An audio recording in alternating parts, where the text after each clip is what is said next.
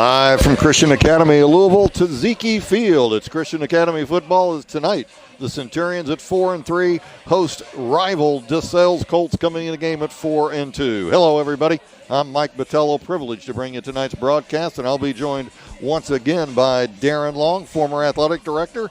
And Darren, I remember as well as anything when Coach LaForce got here saying this game isn't really a rivalry until you beat them for the first time. And beat them, Cal has done since 2011, 11-5 against this DeSales team, 11-12 lifetime.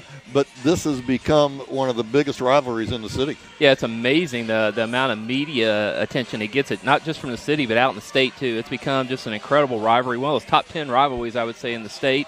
And just as you said, it's played out. I mean, those beginning years, DeSales was the measuring stick that we used as a program as we was building the program. They've been so good for so long. And since then, it's just gone back and forth. It's just incredible to watch.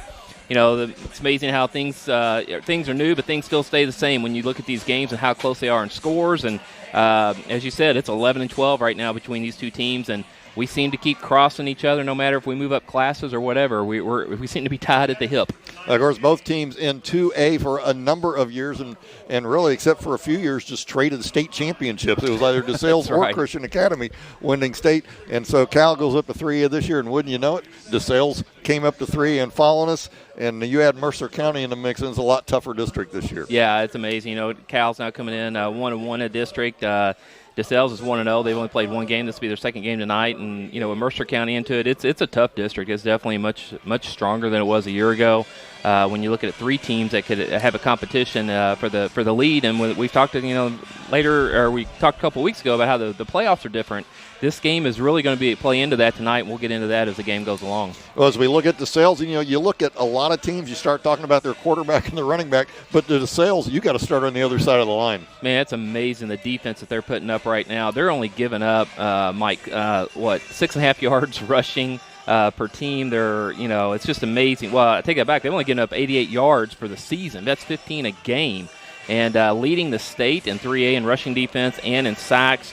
And tonight we'll go ahead and highlight the receiver who is their defensive mainstay. He's on both sides of the ball. Number 87, Dimitri Scott, is senior. We've seen him definitely for the last couple of years leading them in tackles with 31, but leading the 3A in state with 15 sacks. He's got 13 tackles for loss. This guy's in the backfield as much as most opposing teams' running backs. And if you concentrate on Dimitri Scott, there's a couple other ones that just take over then. Yeah, McKay Lewis, another senior, DeJuan Watkins, and Darren Hollencap. Man, between all of them, they all got over 20 tackles. Two of them have 6.5 sacks. I mean, this team, they must be bringing pressure every single play, and it is showing up. They are giving up 17 points a game, but most of that comes out of 2 games against St. X and Lexington Catholic this week, early in the year. That's their 2 losses. But their 4 wins have all been blown out, so they've held teams to, 8 points a game. So if there is a weakness we've seen on this DeSales team, it may be their secondary, and that fits into the Centurions' plans except for a rainy night. But Anthony Sabatino has been on fire. Yeah, still playing great. Yeah, he's still completing 60% of his passes. 14 touchdowns, only 5 interceptions. He's rushed for 112 yards, and I think that's something we saw last week that was kind of new, a new wrinkle. He had some nice runs last week, but tonight we'll see what that's all about. The weather may play a part. We'll see what that looks like. It's supposed to be falling temperatures and rain and 20-mile-an-hour winds, but sometimes receivers like that. They know where they're going, and they can sometimes get an advantage, and so we'll see how that plays out tonight. But you're definitely looking at one of the best defenses we played all year. Well, the other thing that I looked at, the Centurions may have an advantage at, is that return game. The return game for the Centurions has been unbelievable this year. Yeah, the special teams has just been, the offense has been consistent all year. The special teams have been consistent. And as you said, that return games. And it all depends. I mean, we saw where teams, Mercer County wouldn't kick to them at all, and kind of made that adjustment. And you start seeing more scrib kicks and all that. But we'll see what DeSales want to do tonight. They're confident. They may go ahead and kick it back there, and we'll see what happens. And the other good news, at least for the start of this game, everybody's back tonight. They're off the injury list, and they're back and ready to go for the Centurions. Yeah, I can't remember last week. I think we had 6 guys out, maybe something like that. So it's great. Had a good week of practice. Everybody's back. Everybody's healthy.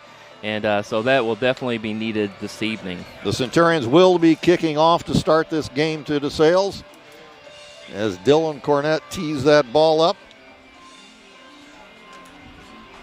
And we will get underway here. Centurions 1-1 in district. DeSales undefeated in district. They've only played one district game as their open weekend was either last weekend or 2 weekends ago. And so they are undefeated. But Centurions 1-1 and an important game for the Centurions. And the other thing, there's not much of a measuring stick. We do have one common opponent. That's our district foe, Henry County. They won 43-6, and we won 49-7, of course, last week, which was a big win. Get that district win, that first one, and break that 3-game losing streak. Antion Johnson is the deep back for DeSales. The young man is quick and fast, the second leading rusher on this team. The kick by Cornett's going to hit at the 20. It's going to roll on the ground and go out of bounds. And so DeSales will take the ball after it went out of bounds about the 8-yard line. I still thought Johnson was going to pick it up there for a minute. Well, he was playing that game. Is it going to bounce one more time or not? And for the advantage of DeSales, it did bounce out of bounds for that penalty. And DeSales will get good starting field position here for their first series of the game. They'll start at their own 35. DeSales coming into the game, 213 rushing attempts on the year compared to only 70 pass attempts. So I think we can expect them to maybe run the ball tonight. What do you think? Yeah, so we'll see, how Cal does. We're going to load the box up and see if they can take away that running game a little bit. DeSales goes with a 2-quarterback system. We will see quickly here which one starts. It'll either be Jaden Scroggins or DeMarcus Avery. And it is going to be Jaden Scroggins. And next to him is Hollenkamp, who's like the third leading rusher on this team. He's going to come out and make us liars and throw in the first play. Yep. And here comes Fletcher. Down. He's going to be sacked. So I am telling you, talk about a shock of the game. Yeah. You're seeing a team that runs this well against the defense has been porous against the run, and they come out and pass, and Centurions get a sack on the first play of the game. Well, great job by the secondary. That's the reason that sack happened, because they didn't get initial pressure, but he held it for so long, Scroggins did, that the secondary did a good job covering, and then Parr was able to come in and get that sack. 2nd and 17. Scroggins in that shotgun. He has James Johnson behind him, who's the leading running back. Hollenkamp to his left. It's going to be a handoff to James Johnson off the left side. He's got a big lane, and that could be it. He has got a big hole, and he is taking off, and he's going to go all the way. Yeah, just what a hole he had over there on the left-hand side, and he did not even get touched, Mike, as he took off for that touchdown. Huge play there by DeSales. A 73-yard run by James Johnson. Yeah, DeSales is on the board in a way you do not want to see the game start. Yeah, just a huge run. What their strength is. Saw the passing. It was a big play by Cal on the first down, but second down, man, they come right back on that left-hand side, and he was not even touched. Had a nice block out there on the left. That seam opened up, and as you said, his speed took over. Blake Givens in for an extra point. That is James Johnson's 7th rushing touchdown of the season. Ball's down, kick is up and is good. And DeSales with 11:10 to go here in the first quarter go up 7-0. Definitely a big statement there by DeSales on that second play. Take this early lead here. We're less than a minute into the game. So it was a 2-play drive that from the original line of scrimmage is a 65-yard drive, but they did have that loss in the first play. He came with a 73-yard run. So either way, it ends in a touchdown. Centurions are backs against the wall, but we've seen this before. Yeah, and that's what we said. The offense now, they know what they've got to do. They've come out, and as we said, the offense has been very consistent. Cal's putting up 33 points a game. And even in their worst loss of the season against Bull County, they put up 28. So we'll see how they come out as well after this kickoff against this number 1 defense from DeSales. Leaper and Guerin going deep.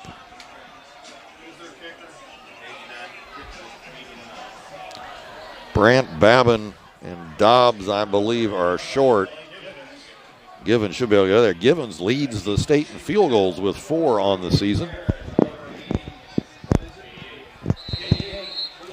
Leaper and Guerin are deep. They set up about the 10-yard line. Givens approaches the ball. Kick is in the air. It's going to be short. It's going to bounce. Guerin's going to pick it up at the 18-yard line. And he's going to cut to the right. He's going to get out across the 25 to the 26, and that's where Centurions will take over for their first possession of the evening. Tackle there by number 27, Lance Weeder. That ball just kind of died on that first bounce. Luke couldn't really get a running start on it, but still decent field position here at the 25-yard line for the Centurion offense. 1st and 10 as Anthony Sabatino comes out to lead the Centurion offense. Kevin King, Guerin, and Leeper all split out to the right side. Babin in the backfield with Sabatino. He now goes in motion. A quick pass, and Babin almost loses it. And then he's going to be brought down in the backfield. Big number 63, Cameron Beecham, with the tackle. Yeah, just want to do a little screen out to the running back and didn't quite make good connection on it, but DeSales was there anyway. Lost there on first down. Make it a 2-yard loss. It'll be 2nd and 12 for the Centurions. This defensive front, big and quick for DeSales.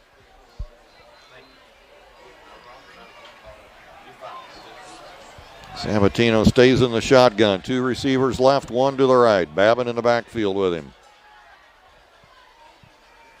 In motion goes Leeper. Fakes a handoff to him, gives to Babin. Tries to get outside, got a little bit of room across the original line of scrimmage out to about the 27 or 28. Make it a 4-yard gain. It'll be 3rd and 8. Well, it feels good on that play. It's just a positive yardage to pick up on 2nd down. Still brings up about a 3rd and 7, 3rd and 8. So we'll see what Coach Cantwell wants to do here on this play.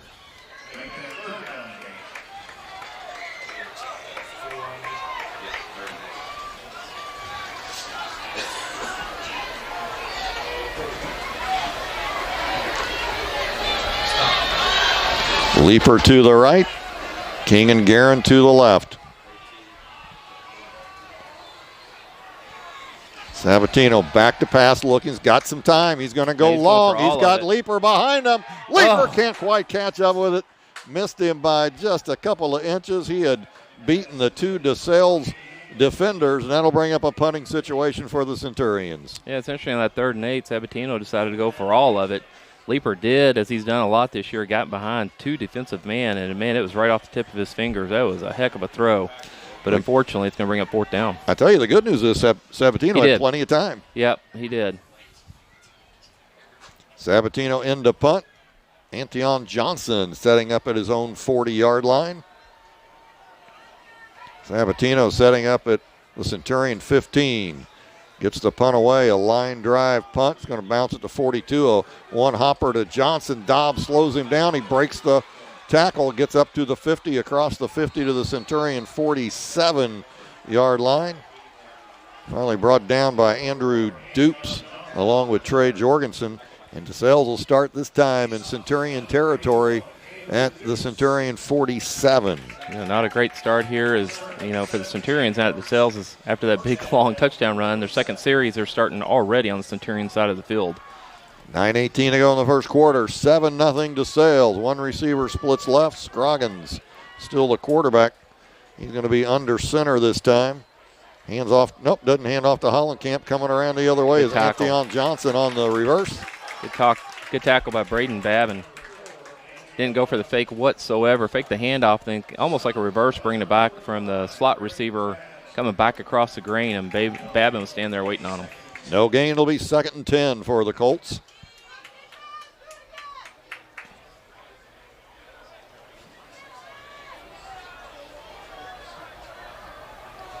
Higdon splits to the left side to Marcus Avery to the right. Antion Johnson in the slot. Scroggins back to pass, looking, fakes the throw, now gets it out, going to be complete to Johnson. He's going to have enough for the first down and a little bit more as he gets down to the 22-yard line or 32-yard line for a first down. Yep, he was just in the slot and just ran. The outside receiver went long, and he came in, just ran a little 8-yard out, and picked that up pretty easily for the first down. 1st and 10 from the Centurion 32 for the Colts. Now, we've seen 2 more passes or 2 more dropbacks than I thought we'd see in the first few minutes. Scroggins in that shotgun again. Antion Johnson is the back in the backfield this time. And he's going to get the ball, and he's going to be met and brought down. That's Jake Taylor. Jake Taylor coming in from his middle linebacker position, shot the gap. So on the last two runs by DeSales, those two inside linebackers for Cal and Babin and Jack Taylor have done a great job coming in those gaps. That's a 3-yard loss. It'll be 2nd and 13 for DeSales.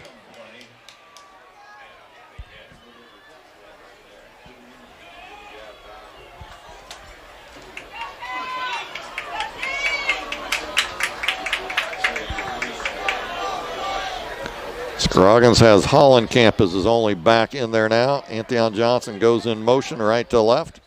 Scroggins rolls to the left, looking to throw, gets it out. Going to be complete out there to his big tight end, I believe. It is complete to Dimitri Scott, and that'll be another first down. Or is it going to be just short? It is going to be a first down. They give the signal down to the 22. 1st and 10 for DeSales. Yeah, just a good route there by Scott as he turned out. Dobbs came from the safety position, it looked like, trying to get there in time, but did not. So 1st and 10 from the 22 of the Centurions for DeSales. Scroggins with James Johnson behind him this time, and he's going to get the ball. Get caught in the backfield. Bringing him down back there was Henry Fetter. So it's very interesting as we've seen the beginning of this game. DeSales, other than the long 72-yard, I mean, that's a lot of success for a run, but at most of the other runs, Cal's played pretty well. It's the passing that's getting Cal right now. So that is a 1-yard loss, make it 2nd and 11 for the Colts.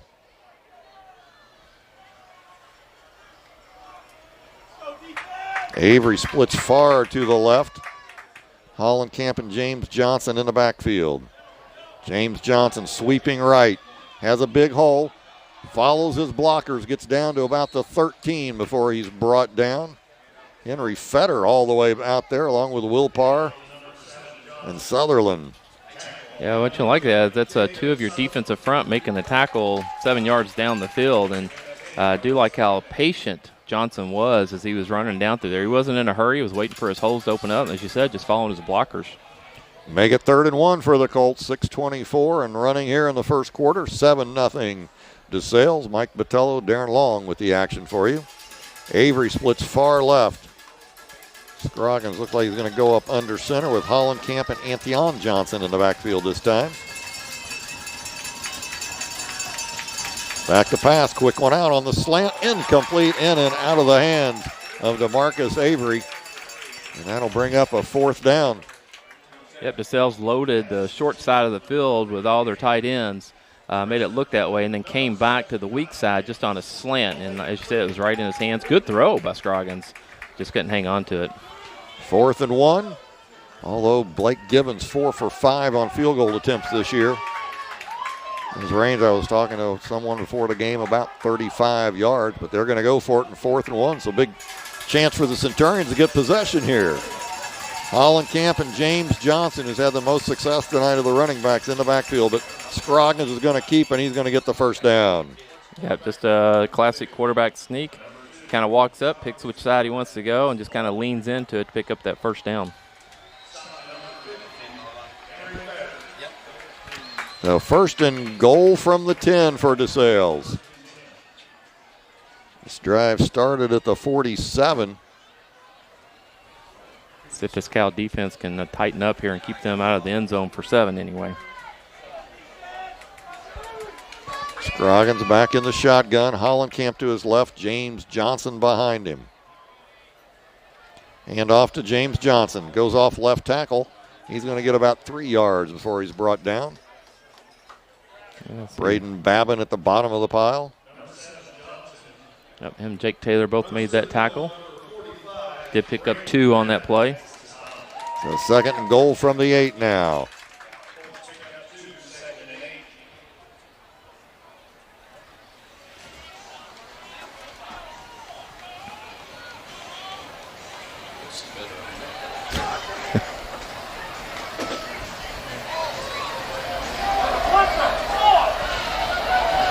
Jason Higdon splits far to the left side. DeMarcus Avery to the right. Hand off to James Johnson. I'm telling you, he got hit in the backfield by Will Parr, and he just drug Parr about 4 yards with him before he got brought down at the 3. So it'll be 3rd and goal from the 3. Yeah, Jake Taylor came in on the blitz, Just so happens the call for DeSales was on the hole to the right of him and was able to squeeze through. Good pickup there. Here we go, 3rd and go from the 3. Hollenkamp, the lone back with Scroggins in the backfield now. And we got a timeout by DeSales. Coach Davis, in his 8th year, 85-18 over that time period, calls a timeout as they want to talk it over. 3rd and goal from the 3 for DeSales. 4:18 to go in the first quarter. Yeah, this is going to be a big play here about Centurion defense, and it actually gives them a chance. But I mean, to go down 14-0 here in the first quarter would be great if they could hold them out from this. It's actually been, a good drive here by DeSales. They got it on Centurion's side of the field and is driven down here. But as we said, we were talking about, it's kind of interesting. They've really done it more with the pass is what's hurt the Centurions on this drive. But now they've gotten inside the 10. It's been 2 straight runs to get it down to the 3-yard line.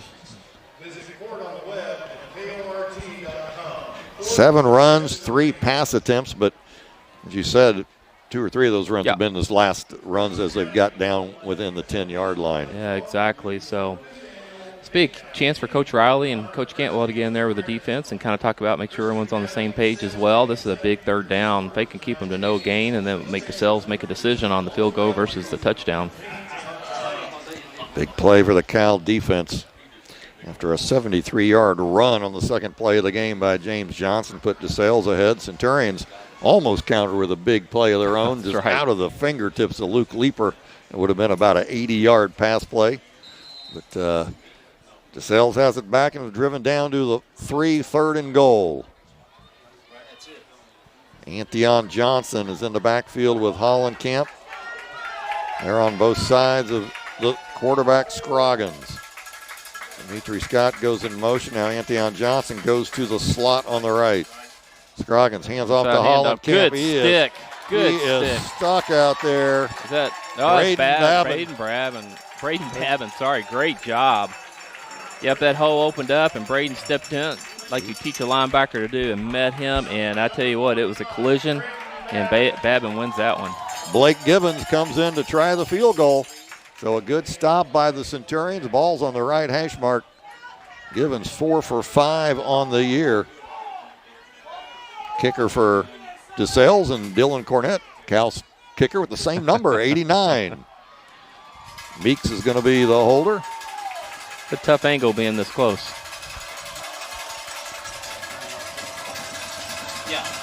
Snap, high snap, ball's down, ball's blocked. Who was that? Centurions got it. Nate Dobbs in on it. The ball was a high snap, and he got it down, but as Gibbons got in there, it gave Nate Dobbs the time to come in and block it. Centurions take over. No score for DeSales on that play. They got that defense fired up right there to hold on that 3rd down, then to block the punt. Got the Centurion faithful up off their feet, too. Nice job. We have 3:28 left, almost a 6-minute drive, but it ended in nothing for DeSales.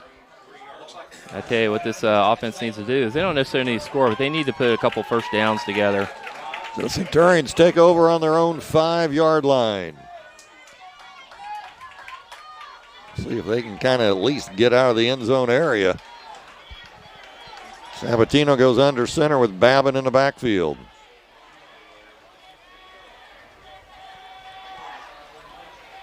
Sabatino with the hard count. DeSales doesn't move. Hand off to Babin. Nice hole on the left side. Closed up quickly, but Babin gets about 4 yards. Yeah, Derek Hollenkamp came in there and made the tackle pretty quick, but good pickup on first down. Good positive yardage. So the ball's going to be marked at the 9-yard line, it looks like. So 4-yard gain, make it 2nd and 6.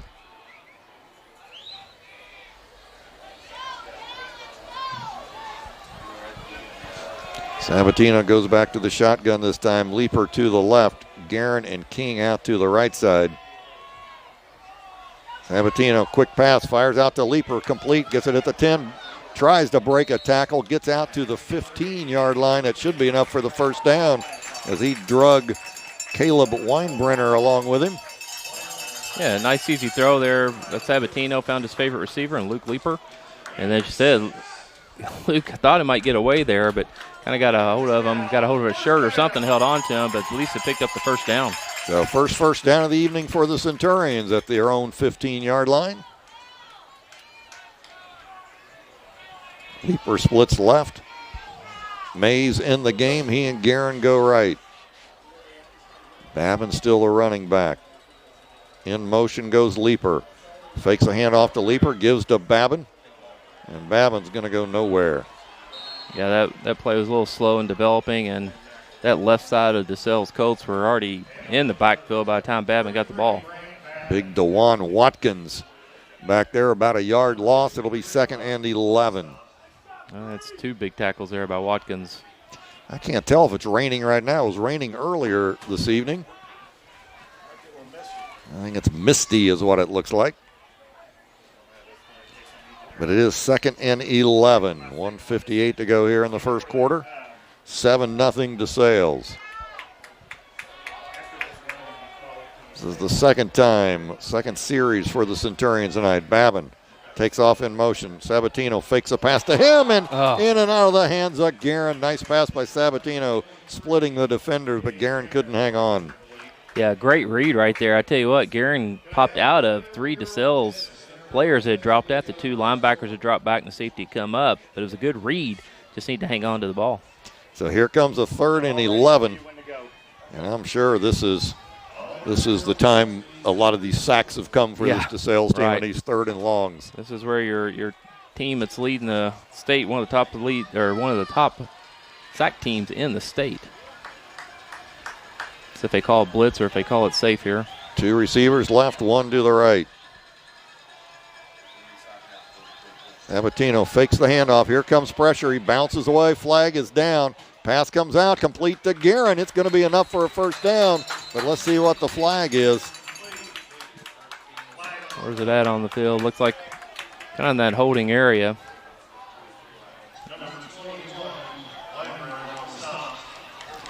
Well, Centurions think it's against them. They're already walking back. It is holding against the Centurions, so that's going to put it negate way that back pass. There. That's going to move the ball back to the 5-yard line, I believe. So that'll be 3rd and 14 for the Centurions.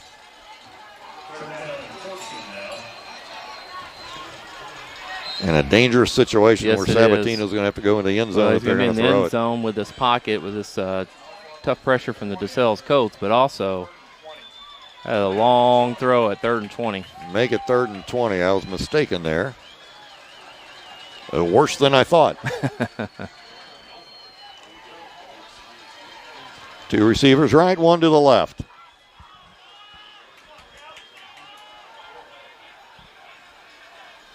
Guerin goes in motion, stops, comes back. That's going to be a little shuttle pass to Guerin. He's going to get across the 5, but then he's going to be wrapped up in the big arms of a couple of Colts. Make it Watkins and Mackay Lewis there on the tackle. That'll bring up a punting situation. I actually like the call. It was a safe call that had the benefit of a really big play.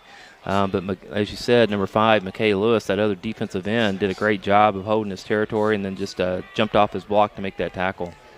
So 39 seconds to go here in the first quarter. Sabatino in the back of his end zone. Antion Johnson sets up at the 35-yard line. Almost looked like an offside. Nice punt by Sabatino. Takes a high hop. Johnson's going to take it at the 50. Makes a couple of moves across the 40, down to the 35 before he runs out of bounds at the Centurion 30. So DeSales will start with great field position once again. Yeah, some of the fans were yelling. They thought there was a push in the back, but no call, no flag. And they're going to set the ball up at the 30-yard line of the Centurions. So we'll see if the Centurions can hold this team once again as they did on the last series. Yeah, unfortunately, the defense is the one getting all the playing time right now for the Centurions. Scroggins goes under center. James Johnson and Hollenkamp in the backfield. Going to be a handoff to Hollenkamp, the first man through. He gets through the first line, and he's going to bully his way down to about the 22, about an 8-23, maybe a 7-yard gain. Yeah, contact was made right at the line of scrimmage. Use a good term there, bullied. I mean, he just kept pushing and pushing, got really low as he could, and picked up 7 yards on that play. And that'll do it for the quarter, Mike. And we are done with the first quarter of play. DeSales with the 7-0 lead. Well, Christian Academy wishes to thank our athletic trainer from Court, the best in rehab, for being the official sports medicine rehabilitation provider for the Centurions. We'd also like to recognize Dr. Shaper with Allison Bodenhauser for volunteering his time this season with the football team. Court has several convenient locations throughout Louisville, Lexington, and southern Indiana, and offers the best in physical and occupational therapy, as well as sports medicine coverage to local high schools, colleges, and community organizations. Visit Court on the web at www.court.com. Court, the best in rehab. Inspiration can come from anywhere: Greek islands, Mediterranean markets, or even Mom's Kitchen. That's exactly where Tzatziki's has discovered some of the most innovative dishes yet. Their recipe for creating the deliciously unexpected is simple: wholesome ingredients with a dash of inspiration. Join Tzatziki's for lunch or dinner any day of the week. Visit Tzatziki's restaurants in Middletown and St. Matthews. Well, in that first quarter, we had one play in the DeSales side of the field, which is never a good thing you want to say, but the score is only 7-0, DeSales with the lead.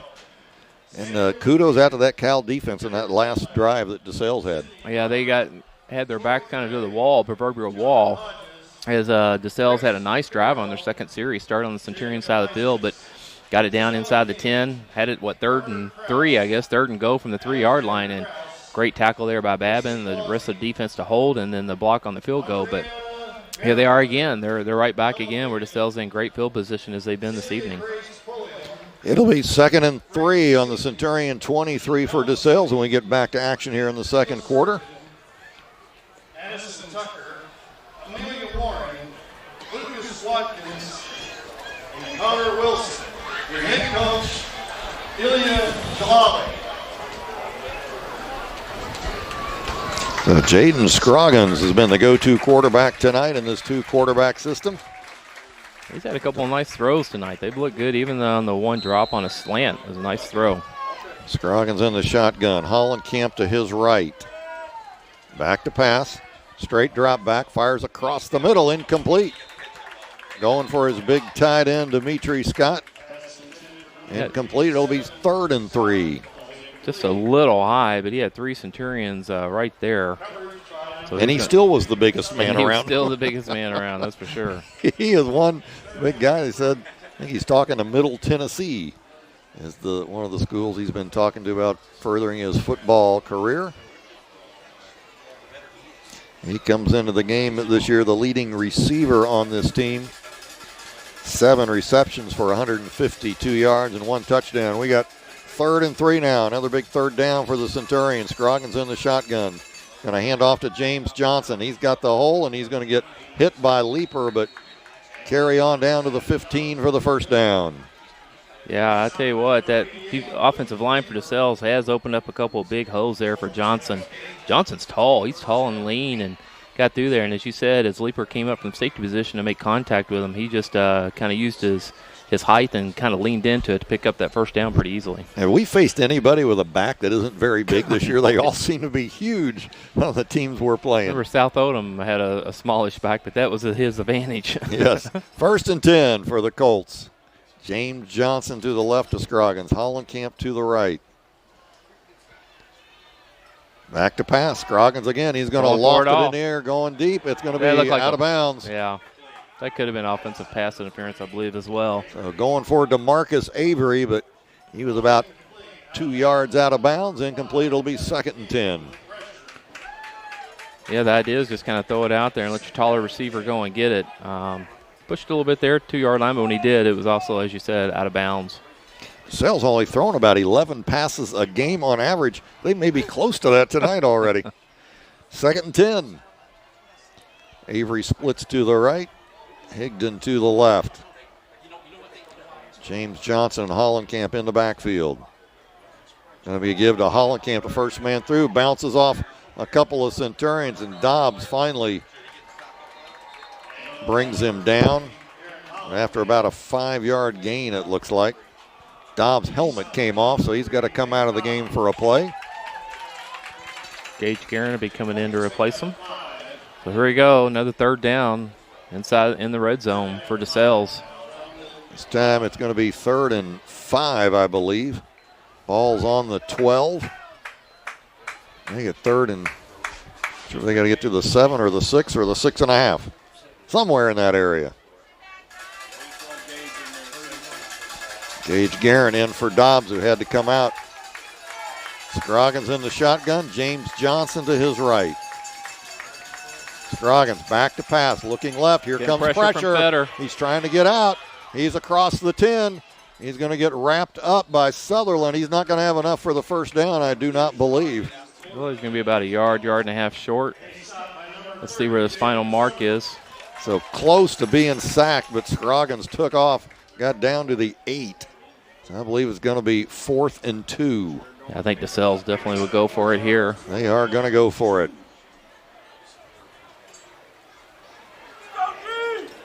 See if the Centurions can hold them down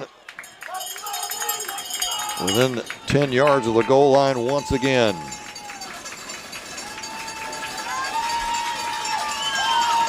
Fourth and 2, the Cal crowd lets some noise come alive. Antion Johnson and James Johnson, the 2 running backs. Scroggins under center. Going to be a pitch to James Johnson. Trying to get outside. He's going to get hit, but he's going to get leaned forward, get down to the 5-yard line for the first down. Tell you what, he used every bit of that wide side of the field before he could make that turn, but able to get the angle and pick up the first down. Good play there by DeSales. So it's going to be 1st and goal on the 5.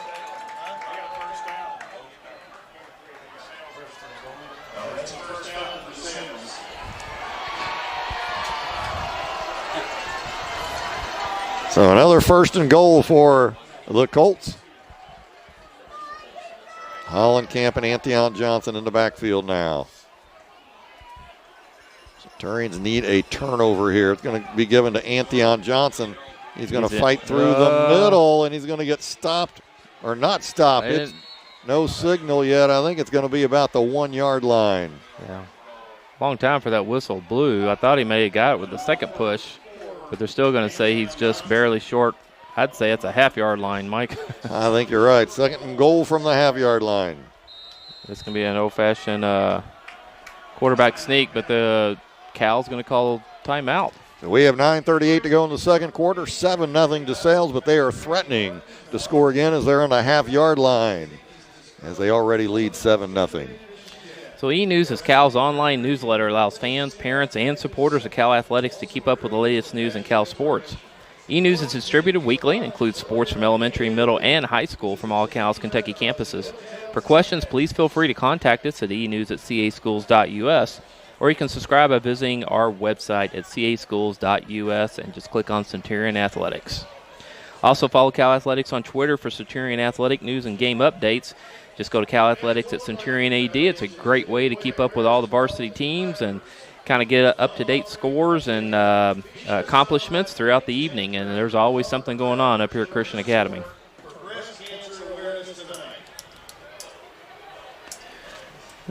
Need to mention tonight, it is Breast Cancer Awareness Night. Got a lot of pink worn by the players. You see it on their socks and some of their wristbands, and also most of the crowds got pink on tonight. Good support this evening.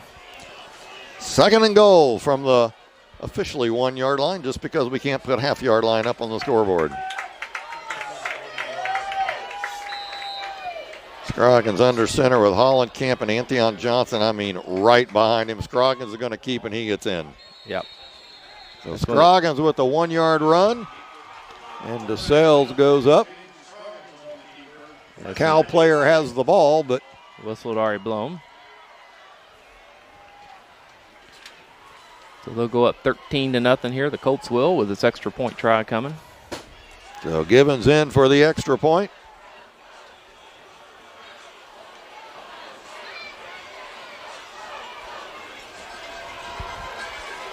Holder is the sophomore, Jake Meeks.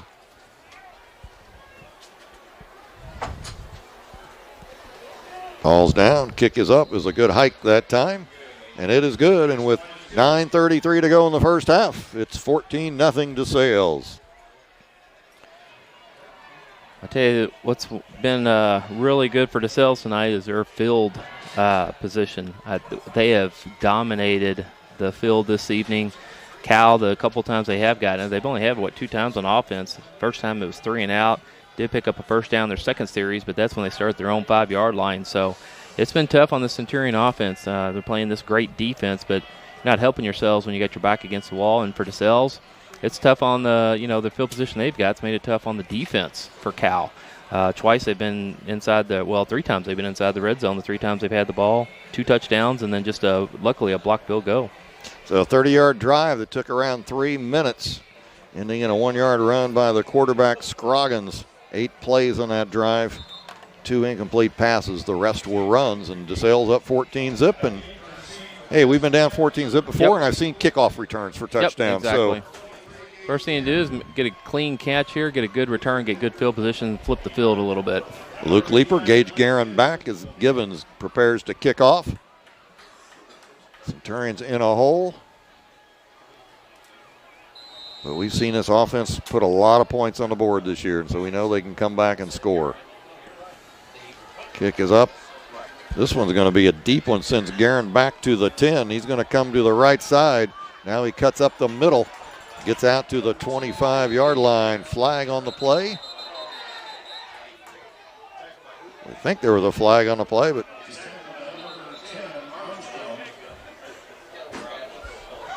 the Centurions are going to take over at their own 24-yard line, it looks like.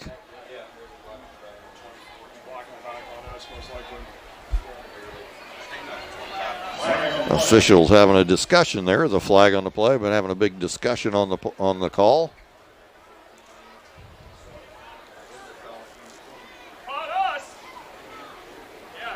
Blocking the back on the Centurions, so that's going to bring the ball back.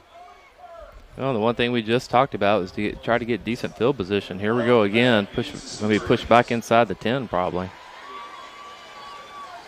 They said it happened at the 20, so that puts it back exactly at the 10. So it'll be 1st and 10 from the 10 for the Centurions.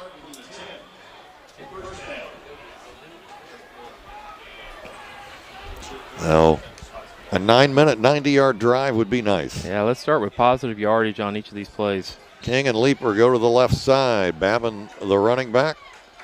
Sabatino goes under center.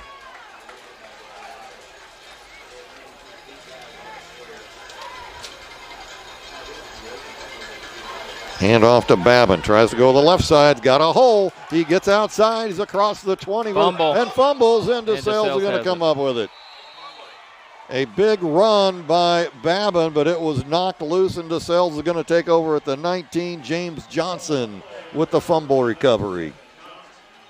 Yeah, Babin, as you said, got to the outside, made 2 good moves to get through there. Got through the initial line of scrimmage, then cut to the outside. Tried to make one more cut to the outside. When he did, Johnson kind of punched in there, knocked that ball loose, and as Babin was going down, didn't have a chance to recover it. DeSales jumps on it, and here they are inside the red zone once again. They'll start at the Centurion 18-yard line.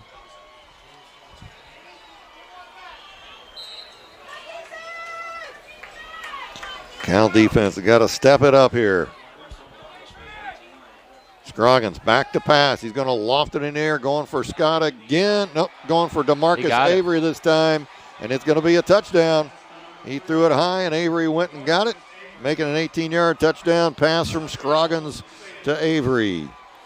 Yeah, they tried that play on the last series as they came down through there, and kind of sailed out of bounds at the 2-yard line. That time, much better throw. Didn't give up on it. Caught it, went up and caught it, got his feet down, both feet down actually. Didn't need to, into the back of the end zone. Big play there. So Centurions quickly getting in a hole they may not be able to get out of here. Givens comes in for the extra point.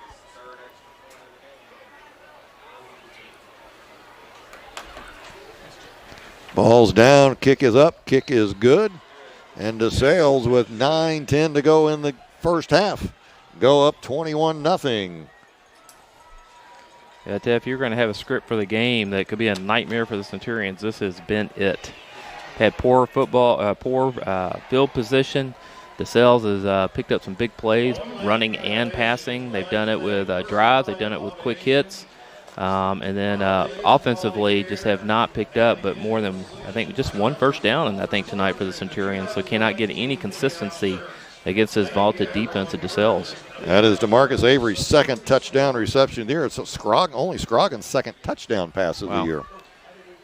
Maybe they've just been saving it for tonight. He's looked pretty comfortable back there. He's gotten pushed out.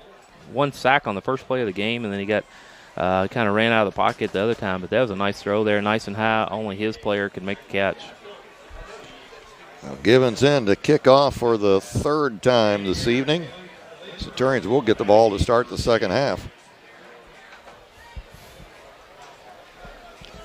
Leeper and Guerin go back. This time they set up about the 15-yard line.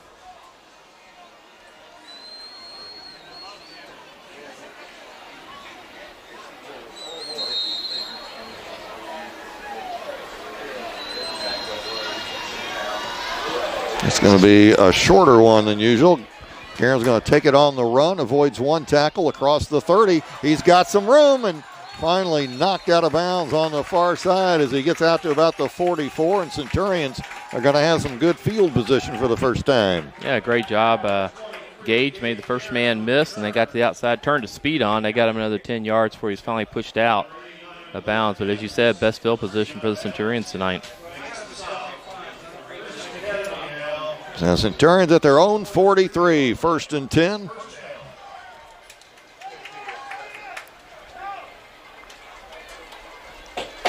Braden Babin coming in the game for the first time on offense this evening. That usually means it's a backfield. Sabatino goes under center. Babin and I believe that's Zimmer in the backfield. Zimmer puts his head down, gets out to the 50-yard line before he's driven back. Yeah, I like that run. Good job by the offensive line. Good push that time. Good pickup by Harrison on first down. He's probably going to end up with a good 7 yards there. The ball's going to be placed, I believe, right at the 50, so 7-yard gain, 2nd and 3 for the Centurions. You know, that kind of yardage on first down, Mike, really gives you a lot of options on second down. But as we said, this offensive line needs to start pushing around a little bit. We need to get some consistency going. That's been the biggest thing this evening. King left, Leeper right. It's Braden, Babin, and Zimmer in the backfield. Hand off to Zimmer again. He buries his head and gets all the way down to the 45. First down, Centurions. Yeah, good run there. Another good push by that offensive line, straight up the middle like that. Good tough run too.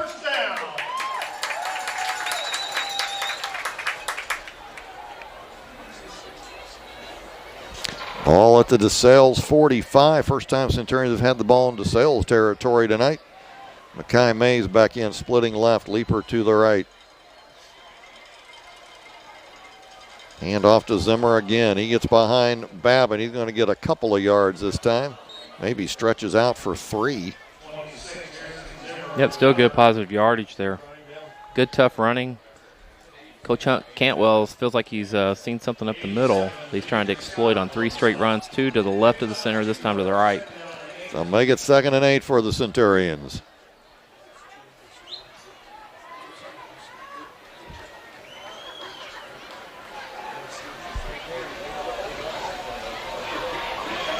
Look for a little short pass here, Mike, this time. 2nd and 8. Guerin to the left, Leeper to the right.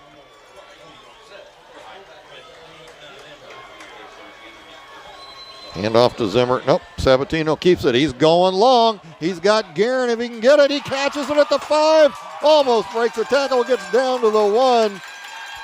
On the coverage was Caleb Weinbrenner, but Guerin went down. The throw was a little short, came back and got it. Well, that's the advantage a wide receiver has. He's looking at the ball the whole time while the defensive back's trying to catch up. Good play action pass, set up well with those 3 straight runs by Zimmer. Then you go to the play action. You got Guerin one-on-one coverage on the far side of the field, and, man, he made him pay for it. 1st and goal from the 1 for the Centurions. They're threatening now. Make it the 1.5. Zimmer and Braden Babin in the backfield. Sabatino goes under center. Hand off to Zimmer. He's going to be... Oh, I thought he was in. I thought he was in too, but no signal. I can't believe this. He ran into his own player.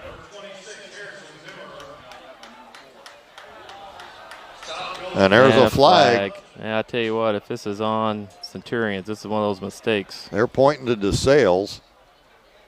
So half the distance to the goal from the one isn't going to be very far, but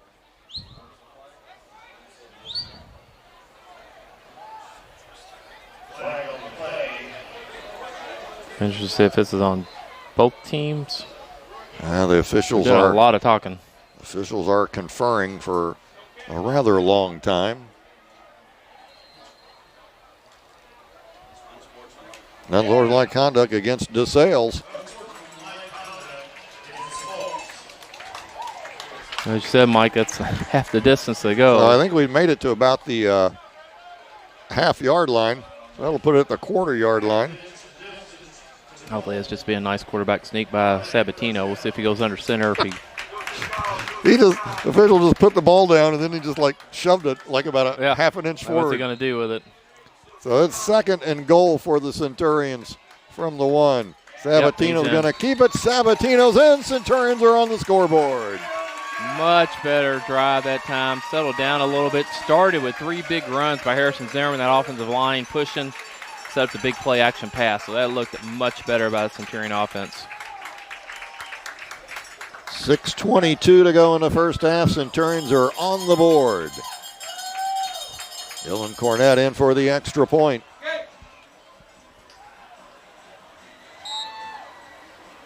Masters is the holder. Ball's down, kick is up, kick is good.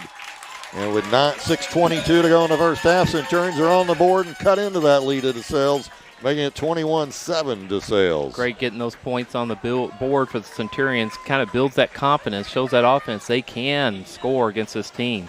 And they did it pretty quickly there in less than 3 minutes. Did it really well, too. Loved how they did it, mixing the run with the long pass play, then bring it back to the run for the score. It's a great job by Centurion offense. As we talked about tonight, it's flipping this field. DeSales has dominated the field position. See if we can get a good kickoff here, a good tackle. See if we can make DeSales kind of feel like what it's to start on your own side of the field. 57-yard drive. It took 2 minutes and 42 seconds, 6 plays, ending in that 1-yard run by Sabatino. Extra point by Dylan Cornett. And Centurions cut into the lead, cut it to 21-7.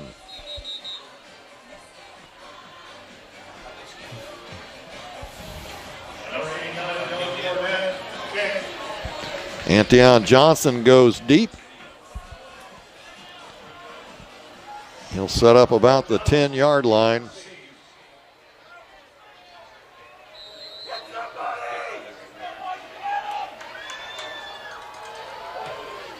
Kick is in the air, a high kick, a little short. It's not going to be taken by Johnson. The up man, number 21, takes it.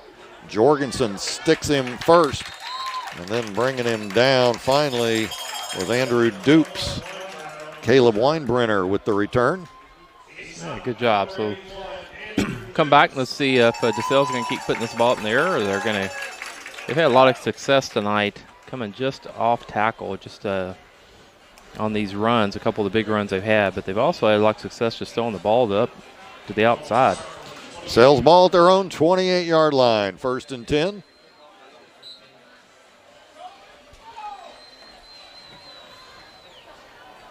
Two receivers split right.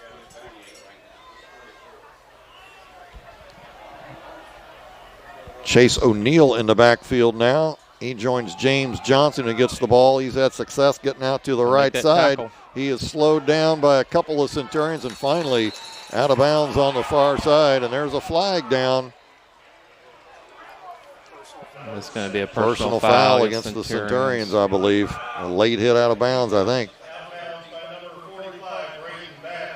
Tell you, in a game like this, when you're trying to come back, it's tough making these types of mistakes. I tell you, he broke about 3 tackles, but Centurion's pursuit kept going. And Babin pushed him out of bounds and hung on a little too long, I believe.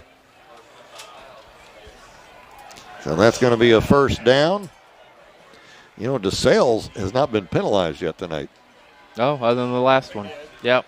You're right. That's right. Yep. I'm sorry. But you're right. It just happened on that last count. play. I did not count the fourth of an inch penalty. I'm sorry for that yardage mistake Definitely on my leaving part. the penalty yardage. Yeah.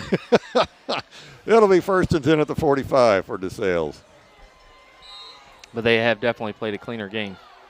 O'Neal and James Johnson in the backfield. Scroggins in the shotgun again. Fumble. But Johnson able to hang on to it and still going to be able to get a couple of yards. That ball was mishandled on the handoff, but Johnson able to regain control and get a couple yards out of it. 2nd and 8. In fact, they're going to back it up just a little bit more on the spot. They'll make it 2nd and 9 for the Colts.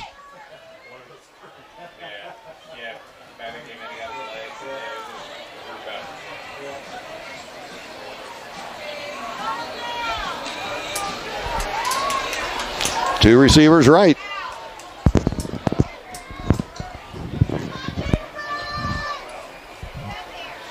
DeMarcus Avery at the quarterback spot now. Fakes the handoff. He's going to keep it. Tries to get outside. Flag is down. He leaps over one player, but there's a couple other ones to meet him, and another flag goes down. Goodness we got gracious. flags everywhere. Avery goes to the right. I'm sure that first flag is probably a hold, and he jumped over a Centurion. I mean, that was a high jump he took. Yeah, it may have been, I think it may have been offsides. Both line judges threw him at the same time, right as the hike of the ball. That last one, maybe for jumping? I don't know. Over the player? Centurions are going back towards DeSales' direction.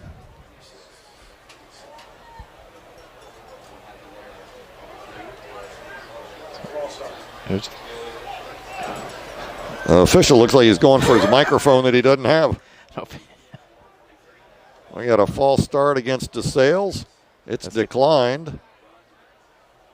And we got a personal foul against DeSales. Not sure what the personal foul is, but we'll take it. That one's going to be accepted. And that's going to move the ball back. I need to talk about how DeSales had no penalties more often if they're going to start getting them like that. We're down to 5:15 to go here in the first half. 21-7 DeSales. Mike Botello, Darren Long with the action for you tonight.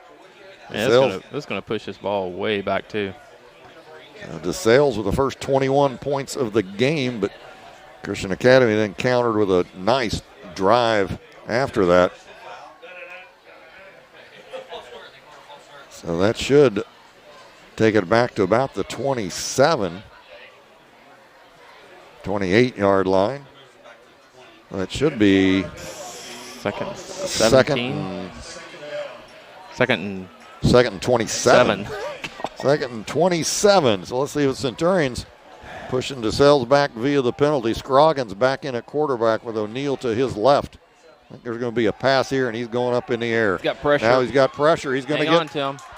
Hung on to and brought down. Will Parr would not let go.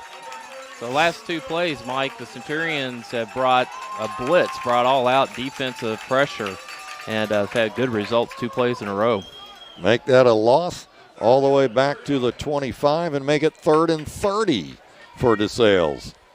Want to keep these guys in front of you. Limit the big play here. See if you can get the ball back. I tell you, that's just, you look down the field from here, that's a long way to go for a first down. 3rd and 30. 4:34 to go here in the first half. Big play by Centurion defense. Jason Higdon splits to the right. Dimitri Scott splits out as well. Antheon Johnson in the slot to the left. Scroggins back to pass. Going to roll left now, looking to throw. Sidearms it across the middle. Incomplete pass going for Higdon, and that's going to bring up a punting situation on 4th and 30. Good job by that Centurion defense. Yeah, just like you said, great play there. Got pressure all 3 times that he tried to pass on that series. So good job there. Good call, change up by Coach Riley, bringing the pressure. And here we go, flipping the field again. That's a nice job. So they'll be punting from, but inside right to 25, I believe, isn't it, Mike? Yep, and back to punt is the field goal kicker, Givens. He sets up at the 11. Luke Leeper set up at the 40 for the Centurions, their own 40. Anthony Johnson a little late coming in. And now one of his players holds him up and says, nope, you belong right here.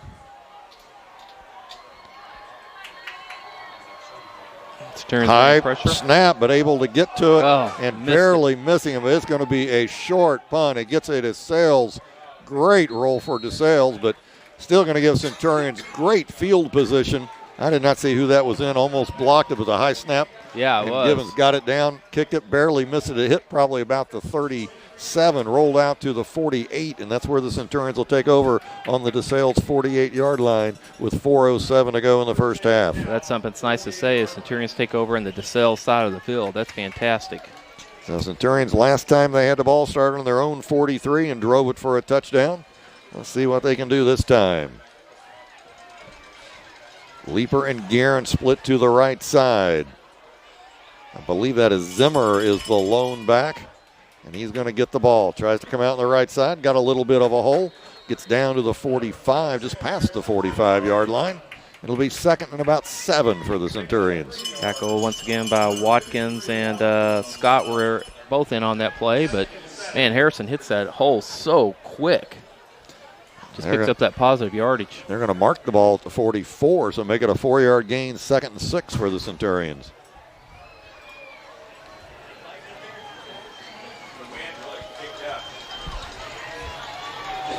Guerin splits left, Leeper to the right.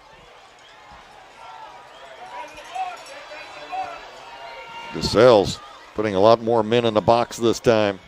Sabatino, play action, looking to throw. Lobs it, got his man just overthrow Will Parr a little bit. Sabatino had pressure. He got knocked down. Man, that was a good call, too. Sabatino talking to the official about possibly roughing the passer, but official ain't going to hear it, but had to get a little bit rid of it just a little bit soon. Yeah. I tell you what, Mike, the wind has just picked up here in the last 2 or 3 minutes. It is blowing like crazy out there. Oh. And that may have had something to do with that pass as well because he had to throw it so quick and so high. He's throwing with the wind. It probably it took it a little bit farther. So make it 3rd and 6, and you're right, man. It is all of a sudden picked up like crazy here. It just came in. King and Leeper to the left. Zimmer in the backfield. Comes the blitz by DeSales. There it is again, same play. Same play. Parr has it for the first down. He breaks one tackle across the 20 down to the 19, and we're going to have a face mask on DeSales. Wow, good call, good play. DeSales brought the blitz, which opened it up even better for Parr from that tight end position. Good throw by Sabatino. And they are excited. Flag came out. I believe it's going to be a face mask just as they were tackling Parr when it came out.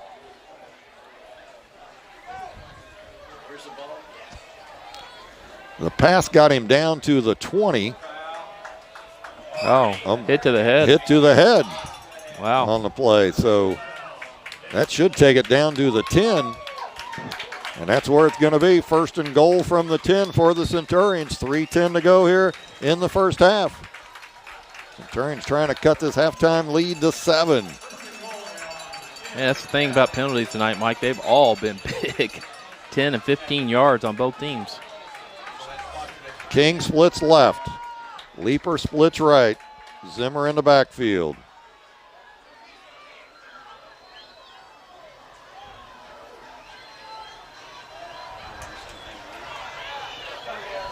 Sabatino surveying the defense. Hand off to Zimmer. He's hit at the line, but still backs his way down about another 2 or 3 yards. Yeah, there again, just that speed that he gets. Being about 6-7 yards behind the line of scrimmage, he's pretty far back, but man, he hits it so hard that his momentum carries the other players. Make it 2nd and goal from the 7 for the Centurions. Yeah, I don't know if it's showing up on camera, but you can even see the officials' jerseys just blowing. It has gotten cold. Man, quick. And it has gotten windy. 2nd and 7. Or 2nd and goal from the 7, I should say. Luke Leeper splits far to the left, and Guerin goes to the short side to the right this time. Double tight end formation, and Anthony Sabatino wants a timeout. So timeout Cal with 1:57 to go in the first half. 21-7 DeSales, but the Centurions are threatening. Yeah, it'd be great as get some points on the board here at the end of the half. Under 2 minutes to go. Whether it's 3 or 7 would be fantastic. Cut into the score. I mean, it looked so bleak for a while there. Down 21-0. DeSales had dominated both sides of the ball up to that point, but the Centurion offense has finally found a rhythm and gotten back to the run to set up the pass. Well, I think and you said it, on that last possession, they finally had good field position. Yeah, exactly. And they were able to do a lot of things on that drive, and that just boosted the confidence and the defense with a great stop. Came back, yeah. I mean, teams feed off each other. The defensive, offensive, and special teams, they feed off each other, and you see that play by the offense, and that fires the defense up, and they come out and they make a good stand. So you get a score here, cut it to 7, have the opening kickoff to start the second half. Centurions right back in this game. Here we go, 2nd and goal from the 7 for Christian Academy. This time Guerin and Leeper go to the left side with Zimmer in the backfield. Double tight end formation. In motion goes Leeper. Hand off to Zimmer. Has a little bit of a hole. He's going to get. He's still up and going. He's still he's driving. To the 5, to the still 4. Up. Still still going. Up. They're pushing him. Is he going to get in? There's a couple players behind cheering him on. I'm saying push him in. I don't know. There's a couple players like going, go, go. And I said, man, get in there and push. That's like twice this year. It's like a rugby scrum. Zimmer got hit at the 5, and I mean hit hard, and he got it all the way down to the 1-yard line. Jacob Zachary just loves it, man. He's clapping. Those offensive linemen love that kind of play. It is 3rd and goal from the 1. 1:19, clock is running. All right, here we go. Mike, the ball's actually blowing on the ground. Get this ball in here, Centurions. Braden Babin in the backfield. He's in. But Sabatino's going to keep it and goes in. Anthony Sabatino in for the touchdown. And we got a little chippiness in the end zone. But Sabatino with his 2nd touchdown run of the evening on a 1-yard keeper. And Centurions cut the lead to 21-13. A chance for the extra point now. Okay, great job both times by Henry Fetter on both those quarterback sneaks. Your center needs to make a good, just a good block, and he did it again.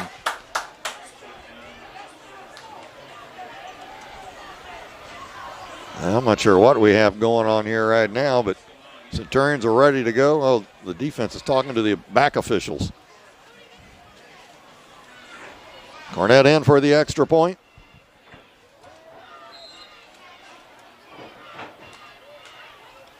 Ball's down. Kick is up. Good. Kick is good. Wow. And Centurions with 58 seconds to go have turned this game around, and it's 21-14 DeSales. That's good to see by the Centurions. Boy, I tell you what, no give up on that. They were down 21-0. Come back, scored 2 touchdowns unanswered to cut this down to a 7-point game. So they need to just hold on for this last 58 seconds, get to halftime, get the ball back beginning of the second half. A 48-yard drive that took 6 plays, 2 minutes and 4 seconds, ending in Anthony Sabatino's 2nd touchdown. Quarterback sneak for a touchdown this evening. That gives Sabatino 5 touchdowns on the season of the rushing variety. Man, what a great 9 minutes the second quarter for the Centurions. So you got the wind behind you, you got the momentum. Are you thinking onside kick it all here? I don't think so. Just kick the ball. The way this wind is blowing, yep. He should be able to get it deep. Yeah, he could put this into the end zone. I tell you, 21-zip lead by DeSales. Now it's 21-14. What else would you expect in a DeSales Cal football game? Antion Johnson goes deep. Weinbrenner is short, along with Caleb Adkins on the far side. That win, Cornett should be able to get some distance on this ball. Approaches the ball. That's going to be a short, high one. Atkins is going to take it. Atkins drops it, but it bounces right to Antion Johnson, who falls as he goes forward. So a break for Johnson on the bounce, but then he trips as he goes forward, and It'll be the 25-yard line of DeSales where they'll take over with 55 seconds to go here in the first half. So it'll be interesting to see what Coach Davis wants to do here. I mean, 55 seconds is a lot of time, so do you try to go downfield, maybe get a chance for a field goal, or you just play it safe, run a couple times, maybe you break one, but try not to make any mistakes?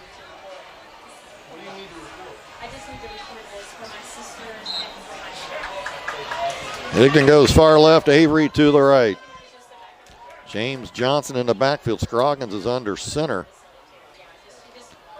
Johnson's going to get it. He's had that right side before that he likes, and I'm not sure if he was trying to jump over Kevin King or more of a what, but he got about a in the air. 10-yard gain on it, make it a first down. Yep, Jake Taylor on the tackle. Guess he said he was out of bounds. Kevin King sitting there about to tackle him. All of a sudden, I think he thinks he doesn't by the chest. All of a sudden, it's his knees up in his face. 1st and 10 at the 35 for DeSales. There's going to be a timeout by DeSales. They'll have one timeout left. We have 48 seconds to go here in the first half. Well, that gets him up to, look at that ball. Referee sets the ball down. He's got to go get it again as it starts rolling down. But, I mean, that 10-yard gain really gives them something to think about here at the 35. James Johnson has had some success going outside on both sides. Yes, and, his big touchdown run there in the second play of the game came off tackle where he just got that hole. And, I mean, he showed he can take it to the house once he just gets an opening, so why not try it? They've had some success, as you said, on the outside with him.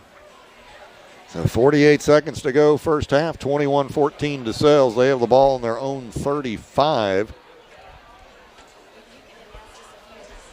It's getting cold. The jackets are coming on in the press box.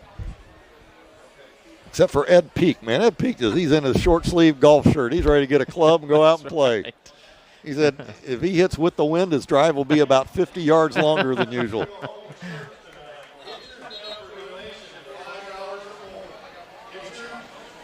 So we are about ready for action here again. Will Minrath back in action after missing about 3 weeks. Good to have him back on that defensive line. Hand off to Johnson again. Same play. He holds his time. He's going to be brought down. He's going to get about 7 on that play. DeSales in the hurry-up offense with the clock running. Minrath is actually the first one to make contact with him. Minrath trying to get off the field. He doesn't get off. It's going to be 12 men on the field on Centurion. And they're blowing the whistles. Timeout by Coach Cantwell. So Minrath was not going to get off the field, and Coach Cantwell wisely calls the timeout to avoid the penalty. So yes. We have another break. Now we have 30 seconds left here in the first half. Of course, it's not quite like NFL and college where they hold the ball until all the substitutions are made, and Minrath was pushing that injury getting off the field. Good call there by Coach Cantwell, though. So same play DeSales ran. They love Johnson going to his right. That's where they've had some success tonight, and that's where they had gone back in that last play before the timeout by Coach Cantwell, right as the ball was snapped.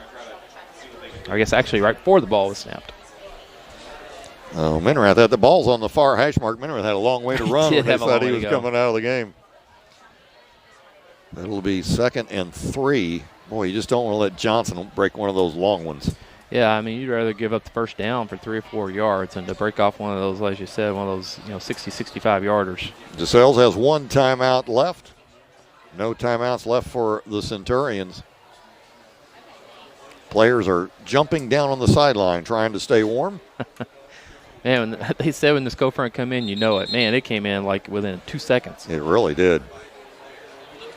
2nd and 3 for DeSales on their own 42-yard line. So it's been Hollenkamp in the backfield all night until the last few series. Now O'Neal has been in there. We wonder if Hollenkamp is okay. James Johnson is the deep back. Same play. He's going to get it again. Searching on that right side. He's going to get the first down, but then be brought down and kept in bounds. Braden Babin with the tackle. Ball out to the 47, first down. Clock keeps running, though. 20. Well, the clock is stopped. For the first down. While the chains move. They should start that clock right now. They're waiting until they set the ball. And now it starts, and DeSales is ready to go. My guess, a handoff to Johnson again on the right side again. Cuts it up. He's going to bury his head. He's going to get across midfield to about the 45-yard line. And they're going to take their last time out. So Coach Davis has found something on the right side that he likes to run to, because that's the only place Johnson has been going.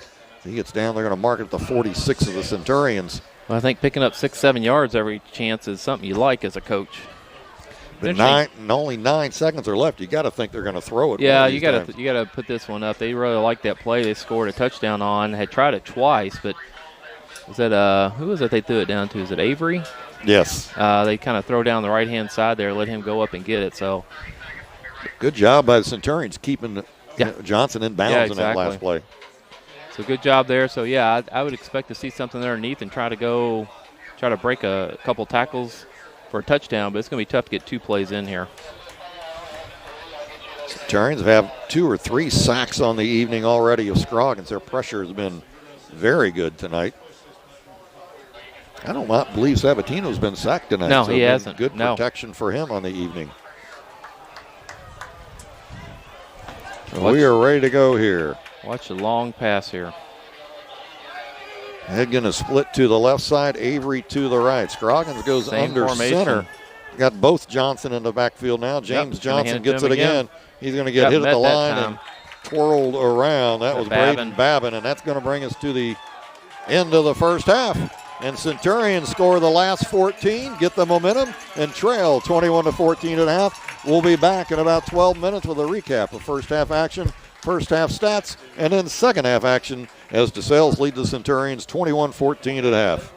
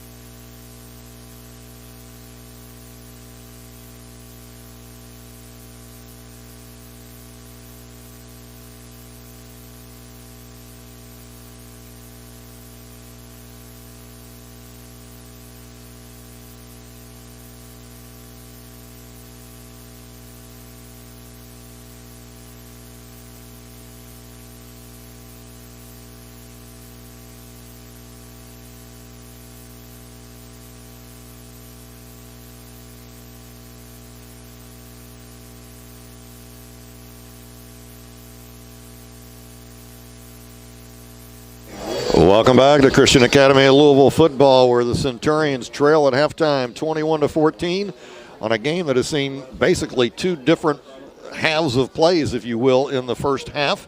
DeSales with the first 21 points, Christian Academy with the last 14 to bring us to that 21-14 score. DeSales got it all started as they took the opening kickoff. It went out of bounds. They start their own 35, and after a sack of the quarterback, Jaden Scroggins, James Johnson jaunted for 73 yards on the very next play, and DeSales was up quickly 7-0. Centurions then got the ball. They start their own 25. They had a 3rd and 8, and Anthony Sabatino barely missed the outstretched fingertips of Luke Leeper for a 40-yard pass that would have been golden for the Centurions, but it was incomplete. Centurions had to punt, and DeSales started with great field position in the Centurion territory at the 47. But they drove all the way down. It was about a 10-play drive. They got down to the 3-yard line before they attempted a field goal, and it was blocked by Nate Dobbs. Centurions took over on their own 5. They did get a first down, but then a penalty pushed them all the way back to the Centurion 6. They were forced to punt from the back of the end zone, and DeSales started with great field position once again, this time even better than the previous times. They started on the Centurion 30, and 8 plays later, a 1-yard run by quarterback Scroggins put the ball in the end zone, and DeSales was up 14-0. Centurions took the next kickoff, and penalties hit them again. They got back out to about the 25 or 30, but there was a penalty at the 20-yard line. It pushed it all the way back to the 10. On the very next play, Centurions fumbled. James Johnson, who had the 73-yard touchdown run, also recovered that fumble. And DeSales once again with great field position. They took over at Centurion 18, and the very next play was an 18-yard pass from Scroggins to his quarterback mate, DeMarcus Avery, and DeSales went up 21-0, and honestly, it looked a little bleak for the Centurions. They couldn't get anything going. But the Centurions got the kickoff, a great return by Gage Guerin. We've come to expect that this year. Centurions took over on their own 43, and 6 plays later, Anthony Sabatino went in on a 1-yard run to get the Centurions on the board and go down 21-7. Part of that big play, a 37-yard pass to Gage Guerin, where he came back and got it and got down to the 1-yard run to set up that return. Then the Centurion defense stepped up after DeSales finally started in their own territory at the 28. They came out, got a first down, but the penalty pushed them back. Then a sack by the Centurions, an incomplete pass, forced them to punt. Centurions took over in DeSales territory this time at the 48-yard line, and 6 plays later, Sabatino went in for his second touchdown in the evening on a quarterback sack. Quarterback sack. It's been a long game for me already, man. And I'm hungry, one of the two. Darren, I think you got the first half stats, don't you? Yeah, we'll go through this. Got me wanting a snack now. So stat comparison for the first half. First, for the DeSales Scots, first down, they end up with 11 first downs, 138 rushing yards, and 46 passing yards, so 31 total plays for offense of 184 yards. For the Centurions, end up with 7 first downs, 48 rushing yards, 62 passing yards. That was 20 total plays for 110 yards. So definitely see a discrepancy there, but mainly because DeSales had the ball for 11 more plays in the Centurion offense. And a lot of that was in that first quarter, I am sure. Penalty yards almost came out kind of even, just 3 on each team, but they were big ones. 3 for 25 for DeSales, 3 for 30 for Cal.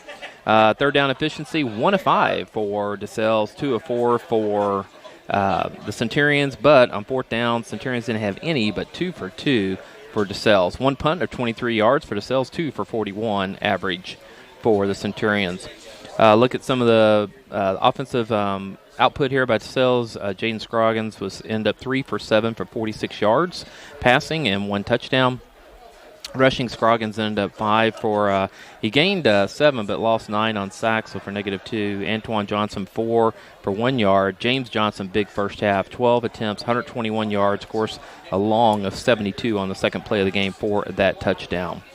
For the Centurions, on offense, we'll go down here. Anthony Sabatino had a good first half, 6 out of 9 for 64 yards. 6 out of 9 for 62 yards.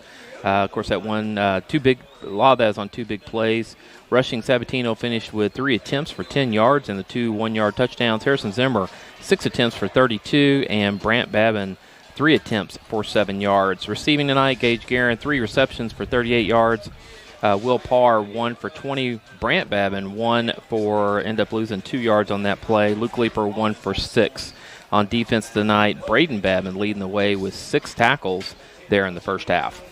Good to have Braden Babin back and healthy, isn't it? Yeah, it's nice. That inside linebacker position is such an important position in calling those defenses, and it's good to have him back after almost, 2 or 3 games, I guess. Yes. Well, Centurions are going to receive this ball to start the second half, and that's a major positive for the Centurions. Yeah, I mean, you got the momentum as you go in. You just did, a great job there in the second half, and second quarter. And, it looked pretty dire there, 21-0, and then you come back and end up getting it to 21-14, and you get the ball here. So we want to keep that going as long as possible. See if you can get a good reception here. Weather is going to be something to play with here in the second half as this wind's come in. It looks like we got one more rain band coming in here in a little bit, but it's been raining during halftime. Field's gotten a little slicker. Wind has not died down. Looks like Centurions will be going against the wind. Yep. It is, the flags are almost straight going left to right. So Centurions will be going against the wind in this first half as they get the ball, and they are all kind of jumping up and down trying to stay warm. It is both teams. Yes, it is Leeper and Guerin back as usual for the Centurions. Givens to do the kicking for DeSales. And it rolls off the tee and goes a good 2 yards. So the wind picked up 2 yards there. But yeah, this ball should take off. And so someone's going to have to hold it. The ball off the tee again because the wind is blowing so hard. Players on both sides are all just jumping up and down trying to stay warm. I like to think it's excitement, but yeah. I can tell you, if the Centurions score again, they're going to be a lot warmer than DeSales is.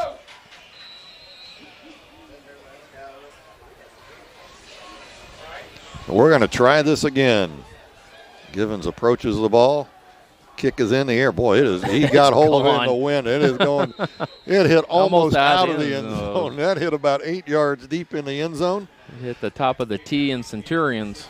So Centurions will take over at their own 25. So if that tells you what the wind is like, I mean, definitely whoever's going into the wind, it's going to make it a little tougher on any long passes for sure. Oh, they take over at their own 20. Excuse me. That is going to make it tougher on the passing game. You're exactly right. And we know how hard it is against a run against the DeSales team, but Zimmer had some success. He did, yeah. He came in, and just with the momentum, he gets going so quickly out of that backfield. He was able to get a lot of positive yardage in that first half. DeSales finished 5.9 yards per play, Cal 5.5. It's going to be Zimmer starting the second half in the backfield. Sabatino in the shotgun. He's going to hand off to Zimmer on the first play. Has a little bit of a hole. He's going to get about 3 or 4 yards out to the 24, it looks like. It'll be 2nd and 6. Yeah, DeJuan Watkins is having a big night tonight. Another one on that tackle. Should say John Young on that right side going against Dimitri Scott, who's their biggest tackler. Yeah. And we've not heard his name a lot tonight. No, that's a nice matchup of 2 D1 players right there. 2nd and 6 for the Centurions. Ball on the 24. Sabatino goes under center this time with 2 receivers out to the left. Zimmer gets it again. This time he's going to get brought down. There's going to be no gain on that one. Yeah, number 16, Ebenezer Griffith, man, just a great play off that line. He threw his block off, got in that backfield really quick. So that's going to be a 3rd and 6, and now we'll get to see the throw against the wind. And that is significant wind going here.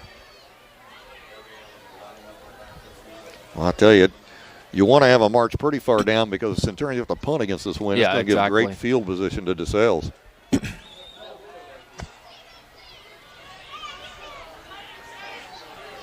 Maybe a little throw out to the running back here. Harrison Zimmer, or even something back. I don't know if Gage Guerin's in. He's always good on these little passes as well. 2 receivers right. Zimmer in the backfield. Play action, back to pass looking, fires it out, almost intercepted. Reading that all the way was Weinbrenner, and he couldn't get to it. It was going for Will Parr as DeSales dropped a number of guys in the defensive backfield, and that's going to bring up the punting situation. Yeah, just not a real good look there on that pass. I don't know if it was just a miscommunication, but great break there by the DeSales Colts. And they're going to get great field position here. Sabatino sets up about the 12-yard line. Anthony Johnson is just on the DeSales side of midfield. He's punting against that wind. Gets the punt away. Nice and low.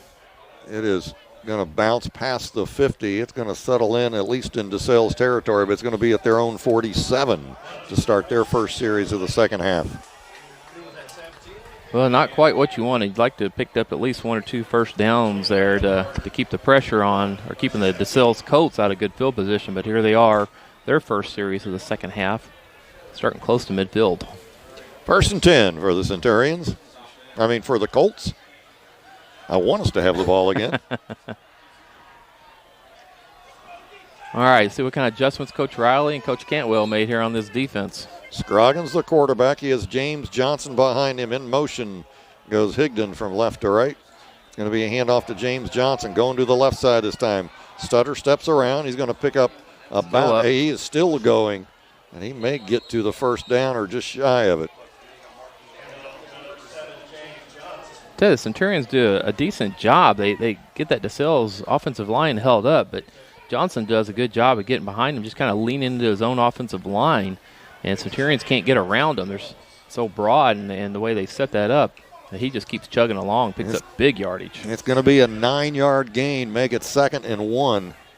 I get the feeling we're going to see handoff to James Johnson the rest of the night. You're going to see that a lot the second half.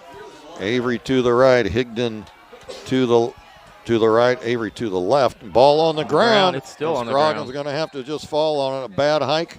Scroggins couldn't field it, just jumps on it, and a break for the Centurions. Puts that back to the 49.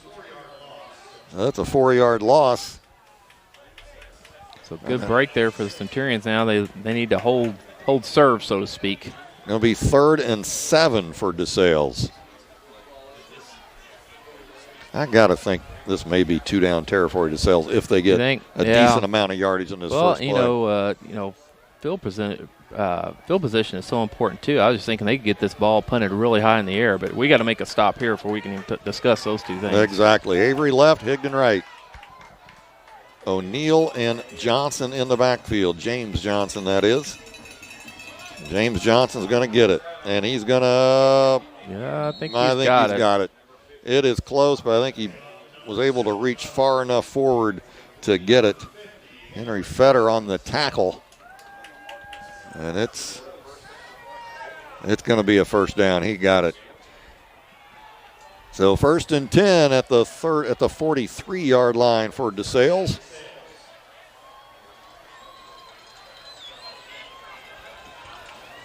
Yeah, left side of the DeSales offensive line getting to work this beginning of the second half. And we saw the end of the first half. He kept going to the right side. Now working on that left side.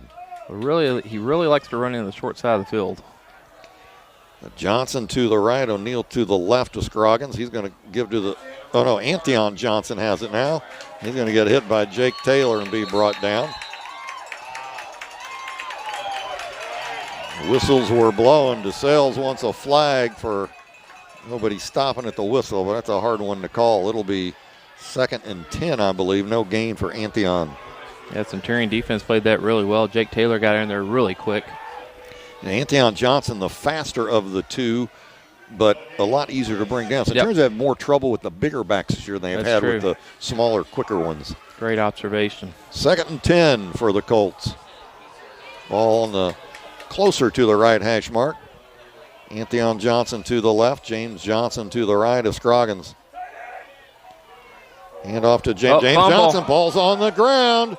I believe And Centurions do have it. I thought James Johnson had gotten it. I think they're still checking. I think they're still fighting. DeSales is saying they have it. Centurions are saying they have it. Flag comes flying out from behind everything. I don't have any idea what's going on. Thought the Centurions had it. They've not signaled who has the ball yet. Yeah, both teams are just standing. They have no idea. They're telling the players to move away. We have a big-time discussion.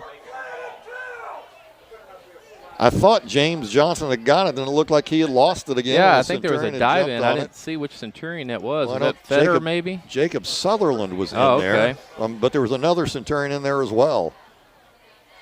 Oh, maybe they're calling New York to get the video replay of it. Now our official goes to both sides to talk to the coaches, but the officials in the middle are still talking. So we're going to see a flag was thrown, which means... Yeah, I think there was some yapping going on between the two teams as they got up. I don't know why this is such a difficult call. They're going to say DeSales has it. DeSales ball, but who was the flag against? Personal foul against the Centurions. Personal foul against DeSales. So those offset. But that's after those should be dead balls. That should be a dead ball foul, which should make it third down. It is third down. It is third down, but I guess they did recover the fumble. It was just hard advantage. We just couldn't see it well from up here in the booth. All the backs were to us. Well, the good news is it's 3rd and 17. Yeah, I really thought we had recovered the ball there. So a fumble, and again on the hand. Scroggins and Johnson has had a few issues on the handoffs tonight. But DeMarcus Avery splits to the left side. Antion Johnson and Higdon come to the right side.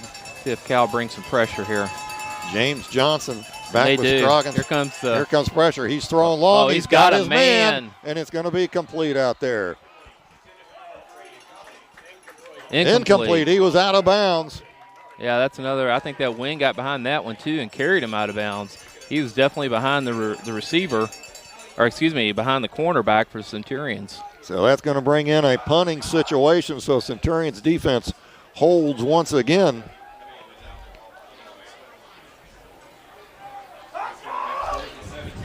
Fans are telling Luke Leeper to back up. That ball's going to get in the air and just fly. Givens in to do the punting. Leeper backs Luke's up to about the 10. He's got to look into this light rain and the wind. Here comes pressure. It is a high, short punt. Get out of the way. It's going to take a big DeSales bounce, and it's going to roll down.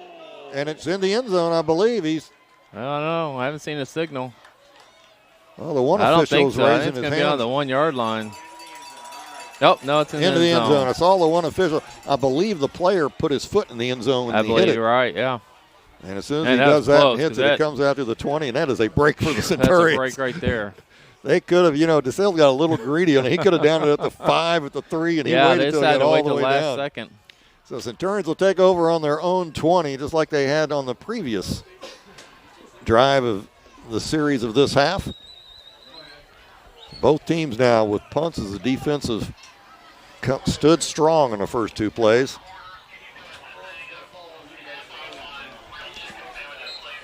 Centurions come out with Leeper and Guerin out to the left side. Babin back in the backfield. Sabatino under center. Play action. Here comes pressure. Sabatino gets away from Scott, still looking. Now he's going to run, and he's going to get pushed out of bounds about the 24. And nobody can believe that's not a flag, but they let it go. Coach Cantwell having a few words with the official on this sideline. Sabatino running, got pushed out of bounds, and the push kept for a little longer than usual. Flag in the backfield, though. Looks like it's going to be holding against the Centurions. And that brings it back to the 10, so Sabatino able to break from the midst of a potential sack. Gets out of bounds, shoved out of bounds. Really, for the first time tonight, Dimitri Scott came flying in. And that's amazing. Sabatino was able to get out of his grasp to get to the outside and good pickup. But there was a hold in there as well. And here we go. Back ball all the way down to the 5. Yeah. So that penalty had to be at the 10 then. Because it was half to spot foul, I guess. Yeah, it was. Back at this is kind of like the first half. Man, this is tough. So let's see what Coach Cantwell has for a 1st and 25 play against the wind. One receiver left, 2 to the right. Babin in the backfield with Sabatino. In motion goes Leeper. Hand off to Babin, the second man hit through, and he's going to be hit immediately, get maybe to the 4. It's going to be another yard loss. Yeah, Chase O'Neal came in, made that tackle really quick. So nothing on that play. Well, you get the backs to the wall, and DeSales just starts to stiffen up even more. Exactly. 2nd and 26 for the Centurions.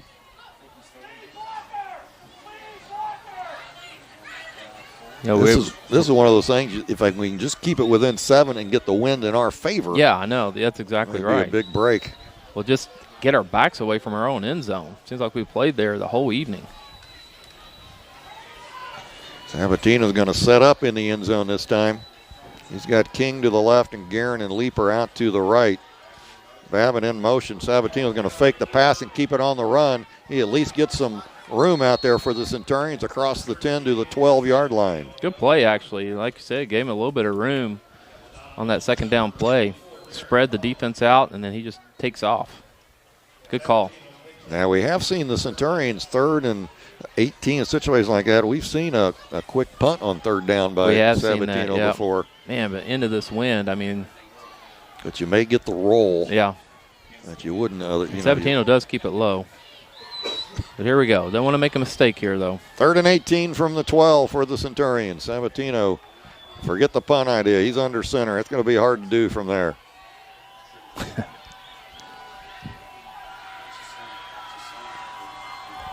A reverse. He got some space. Some space for Leeper. Gets across the 20, cuts back in. He's across the 30. He's got the first down. Great call from Coach Cantwell on the Centurion sideline. Guerin, I think. Oh, Guerin with the reverse. My bad. Big run on that reverse by Guerin. He broke a key tackle at the 25. Gets the first down. Yeah, if he had not made that last little play where he stopped, kind of did a little Lamar thing, and get past the DeSales guy, he wouldn't have picked up that first down. Great job by him at the end of the run. I tell you, forget us coaching. I was telling him to punt the ball. He gets the first down on a great reverse. 1st and 10 from the 35. 4:28 to go here in the 3rd quarter. 21-14 DeSales leads. That's what it was at halftime. Centurions were down by 21 at one point. May splits to the left. Guerin and Leeper to the right. Babin in the backfield. Sabatino under center. Hard count. Sabatino thought he had him drawn off sides, but no flag. Pushed on his own guy. Going to be a handoff to Babin. He's going to be hit as he goes through by Wheat once again and Scott. He's going to pick up about 2 yards, it looks like. So 2nd and 8 for the Centurions. Centurions with some breathing room, though. Yeah, much better. Good play. That was a great call there by Coach Cantwell on that reverse to Guerin. So Sabatino gets the call from the sideline. Leeper splits right this time. Mays and Guerin to the left. Sabatino goes to the shotgun with Babin just to his left and a foot behind him. Delay to Babin, and the delays have not been working tonight. No, this defense is too quick. Yeah, you got to have some plays that go much quicker. And they're bringing more players up to the line. That time they brought their corner up. Had a lot of space on the outside here between the corners and our receivers. So make it a 2-yard loss back to the original line of scrimmage. It'll be 3rd and 10 for the Centurions. These long 3rd downs. 3:13 to go here in the 3rd quarter. Leeper goes right. Mays and Guerin go left.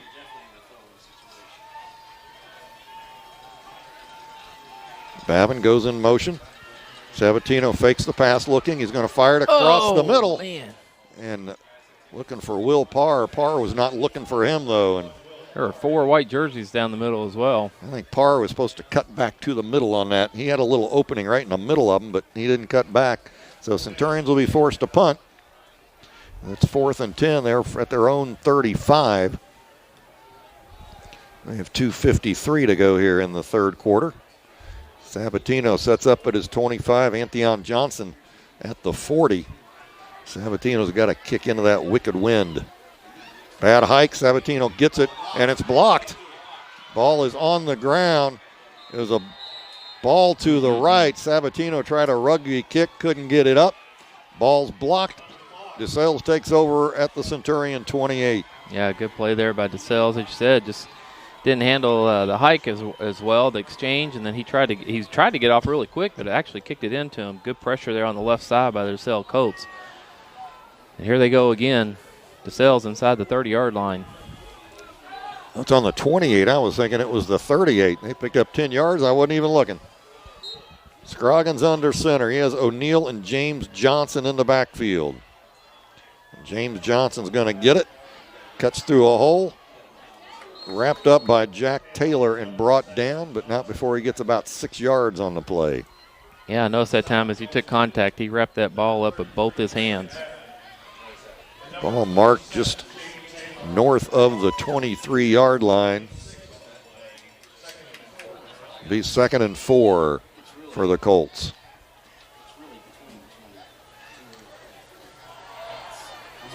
Higdon goes left. DeMarcus Avery to the right.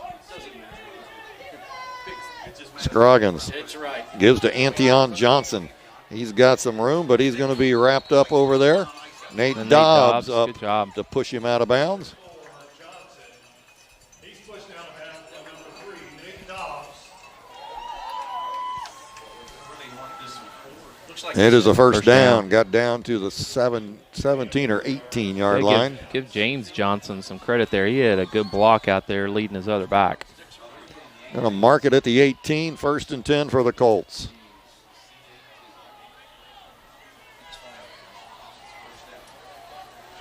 Mike Mawsey coming off. Will Minrith in quickly for him. Under center is Scroggins, has both Johnsons behind him. He's going to give off to James Johnson, and the gap is filled by Taylor, but Johnson able to squeeze back to the right just a little to get over the 15. Got a couple of Centurions getting up slowly. That is Braden Babin. Coming off on that bad ankle that he's had for the last few games. He's waving them off, saying he started to walk off, and now he's staying in. It's a 4-yard gain for Johnson. It'll be 2nd and 6. You know, the good news is if you say Johnson's running the ball, you got a pretty good chance of getting it right. Antion or James. 2 receivers to the left. Both Johnsons in the backfield. Scroggins hands off to James Johnson in the backfield. Brant Babin. Brant read that really well, came around, had good speed coming off that end. So no gain on that player. He got about a yard, it looks like. There's that big That's third going to be down. 3rd and 5. Here's an interesting thing, Mike. If we can hold them here, it's going to probably bring it to the end of the quarter where they may have to kick into the wind, but I think they'd make the decision to go for it. Once again, got to make the stop here, though. 3rd and 5. Both Johnson in the backfield. They're split. Scroggins under center. Going to be a handoff to Antion. He cuts up the middle. I think he's going to be a little short. He gets down to the 10 or 11. He had to get to the 9. It's going to be 4th and short. And you're right. That's going to bring us in to the end of the 3rd quarter of play. DeSales still with a 21-14 lead.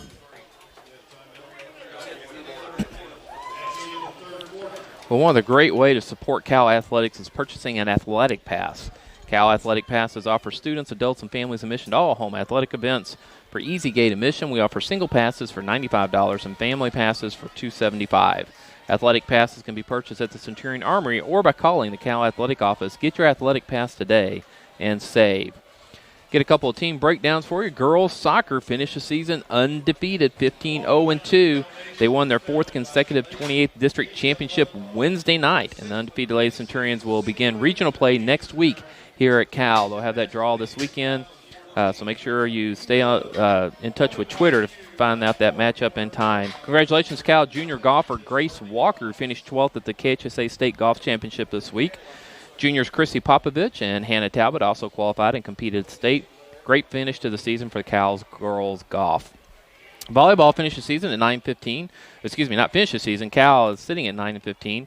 Picked up 1 win and 1 loss this week. The team will be back home at 6:30 on Monday night versus Collins. Field hockey team celebrated 2 wins and a loss this week to go to 12-4-1 on the season. One of those wins was a 1-0 shutout versus top-ranked Manual High School. The girls will be at home 6 p.m. on Monday night versus Mercy Academy. Come out and support Cal field hockey. Finally, the Centurion cross-country team will be competing in the Oldham County OC Haunted Woods meet tomorrow. Good luck to all your runners. I don't know about running a cross-country meet called the Haunted Woods, but it may make you run a little faster. We are back to action to start the fourth quarter here. 21-14 DeSales. They have 4th and 3 on the Centurion 11. The defense got us set up for another huge play here. Avery splits to the left side. This isn't It is O'Neal. This isn't James Johnson. I'll be shocked. O'Neal and James Johnson in the backfield. Scroggins under center. Going to go wide. Johnson trying Get to go there, right. get there. And he goes. Oh. The Centurions held him. He Great tried job. to cut up right. I did not see I think it was Sutherland came in and made him cut upfield, and when he did, he lost his footing, and inside players for Cal were able to get him down. Nice job. Way to hold Centurion. Great defense. hold by the Centurions. They will take over once again. Not good field position, but they have the wind at their backs, and they're on their own 11-yard line, and they have the ball. That rain is picked up again, Mike, coming across the field, but as you said, it's to their backs. So it'll be interesting if Coach Cantwell just goes for it all in this first play. Just say we've been getting behind the deep backs. He's got the double backfield back in there again. It is Babin, and I believe that's Dupes in the backfield. Sabatino hands off to Babin. Tries to maneuver his way through, gets about 2 or 3 yards. Goes down about the 13, puts the ball at the 14. Yeah, we'll they're going to mark it at the barely 2-yard gain. 13. So 2 yards for Babin on that. It'll be 2nd and 8.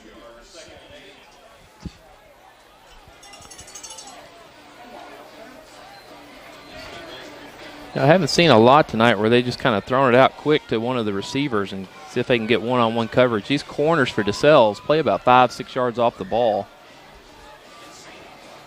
I think we saw the very first leaper, and that's been it. We saw one past a leaper like that. That was about a 6-yard gain. So 2nd and 8 for the Centurions. They're going to get this play off quickly. Babin in the backfield. Play action.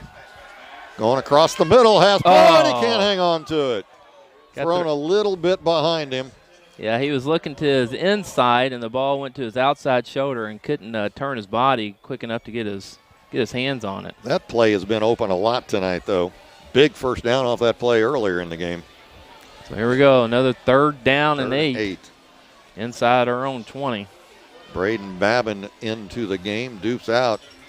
Usually means a double backfield.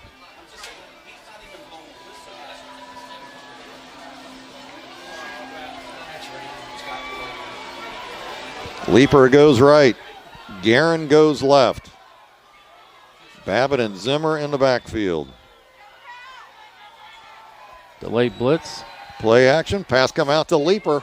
He's got the first down. Man, he was reaching with everything he had, sticking his foot out and everything else to make sure he got it. And Leaper charged downfield. Before he even turned, Sabatino let go of that ball. Right past the first down marker, has the first down. That's because you've ran that play 200 times in the last 2 or 3 weeks. Just a good confidence between the quarterback and your wide receiver. 1st and 10 out to the 22. Leaper right, Guerin left. I believe it's both Babins in the backfield now. I can't tell if that's Babin or Zimmer. Whoever it is, they get the ball. It is Babin.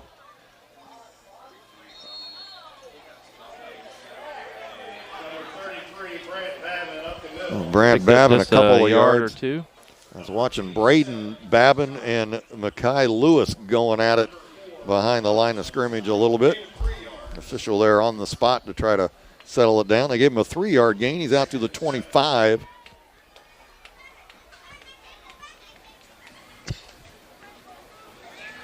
Second and 7.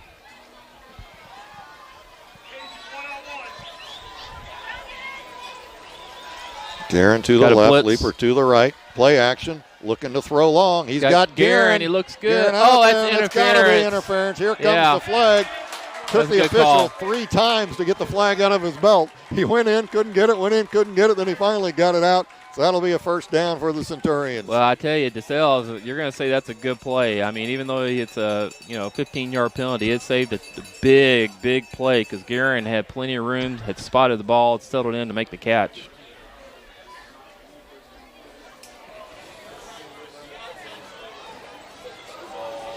So I don't know what the discussion between these two officials at the 35-yard line is about.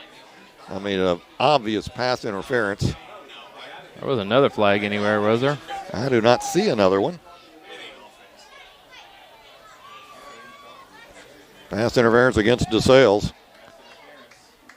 So that's going to bring the ball out to the 40-yard line. So that'll be 1st and 10 at the 40 for the Centurions. Centurions have been able to get behind the secondary. Yeah, done a good job. Like I said, tonight. the corners for DeSales play pretty far off the ball, but I haven't seen anybody can handle Gage's speed in that secondary. So this time, Guerin and Leeper go left. Babin brothers in the backfield. Hand off to Brant Babin. He buries his head and he gets out to the 45, 46 this time. Where are they going to mark it? One marks it on the 44. Just short of the 45. That's where it's going to be. Make it a 4-yard gain, 2nd and 6. Like that 4-yard gain on first down, though. 9:33 to go in the 4th quarter. 21-14 DeSales. Could we have our 3rd overtime game of the year? Tell you what, that sounds pretty good after the way this game started. Leeper goes left, Guerin right. Babin brothers in the backfield. No flag. A DeSales player looked like they went offside, but I guess not enough. Hand off to Babin. Cuts back to the right. Got a big hole. Oh, he's gone. He's gone. He's got a couple of men to beat. He's at the 20, 15, 10. Touchdown, Centurions. No flags on the play. No flags. 55-yard run for Brant Babin. He'd been getting a little more yards each time. That was a good, strong run. He took a big hit, man. He just threw the DeSales player off, and once he got past that, he turned on his speed, and big run there. I tell you what, the Centurions are jumping up and down now.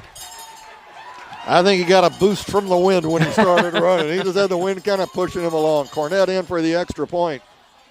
That was a big extra point right here. Henry Fetter delayed getting into the game, and he hikes the ball. He's a rather important player to be in there. Oh, actually, he's at the left guard. Ball's down, kick is up, and that was close to being blocked, but it's up, and we were all tied at 21-21. 21-point comeback for the Centurions. They were down 21-0. They have scored the last 21, 8:49 to go in this ball game, and we are all tied up. Wow, what a great drive there by the Centurions. Just a fantastic. First, the defense makes a big stand on 4th and 3 against DeSales, and then march down, a couple big plays. Offensive line got pushing even better, and then there you go. Babin gets a little crease, and he's gone. That was an 89-yard drive that Wow. took 3 minutes and 7 seconds, 7 plays, ending in that 55-yard run by Brant Babin. And that is Babin's 3rd rushing touchdown of the season. That is Babin's 29th touchdown of his career at Cal. Wow. So the Centurions, now the defense has got to get back at it. Hold DeSales, give the offense the ball back to come down and win this game. But you got to hold this strong DeSales team first. Antion Johnson sets up about the 15. When Givens was with the wind, he kicked it out of the end zone. Let's see if Dylan Cornett can get it there. This ball's going to go to the right. Johnson fumbles the kickoff. It's back about the 5. He picks it up. He's got some room, but he's going to get back out to the 20 before he's brought down by Jake Taylor. Good job by Johnson, just be able to get it back to the 20-yard line. didn't look too good when we first bobbled it and then took a second to pick it up. Got past the first Centurion, a little wave there, but got it back to the 20. But overall, great job. So except for that 73-yard run when the Centurions have made DeSalle start on their own side, the defense has been pretty good. I'm telling you what, I was just getting ready to say, Mike, I think this is their worst field position of the night at their own 20. I think you may be right. Even on the first kickoff. That was a Centurion. You're right. This is their worst of the night. It's going to be a handoff. James Johnson up the middle. He gets into the second level. And I'm going to tell you, Nate Dobbs probably saved a touchdown there hanging on to him, and Kevin King coming up and finishing it off. Well, Johnson can definitely make you pay, as we've seen tonight. You've got to know where that young man is. So it's going to be 1st and 10, 11-yard gain out to the 31.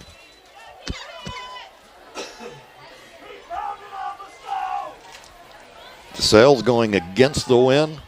Not a passing-oriented team anyway. We've seen more passing tonight than we thought we would. O'Neal to the right of Scroggins. James Johnson on the left. Higdon goes in motion. Low hike, and as I said, that Scroggins back to pass. Going to lob it over the middle wide to open. James Johnson. Wide open. Breaks one tackle. Then he's going to go down out to the 49 is where they're going to mark it. Yeah, he came out. Didn't get to see the second part of the play, but from his tight end position, he came out of there and wide open as he stuck across the middle. They'll make it 1st and 10 at the 49. And DeSales has gained 29 yards in 2 plays here to start their drive. Yep, their offense has got it clicking a little bit here. Scroggins under center, O'Neal and James Johnson behind him. James Johnson gets the call again. Another big hole. hole. He's through it. He runs into Dobbs again. Runs over Dobbs, I should say. It's going to be another first down. Tell you that offensive line is opening him up a hole just so big. John Young coming in on defense to put some girth out there for the Centurions. Centurions need to get into those gaps. 1st and 10 from the Centurion 41 for the Colts. James Johnson gets the call again, hesitates, gets through. Babin on top of him. Helps bring him down, but he's going to get about 6 yards on that play. Yeah, I wouldn't change anything else if I was Coach Davis. Your back's picking up 6-7 yards every play. It's going to be 2nd and 4, 7:18 to go in this game. We are all tied at 21.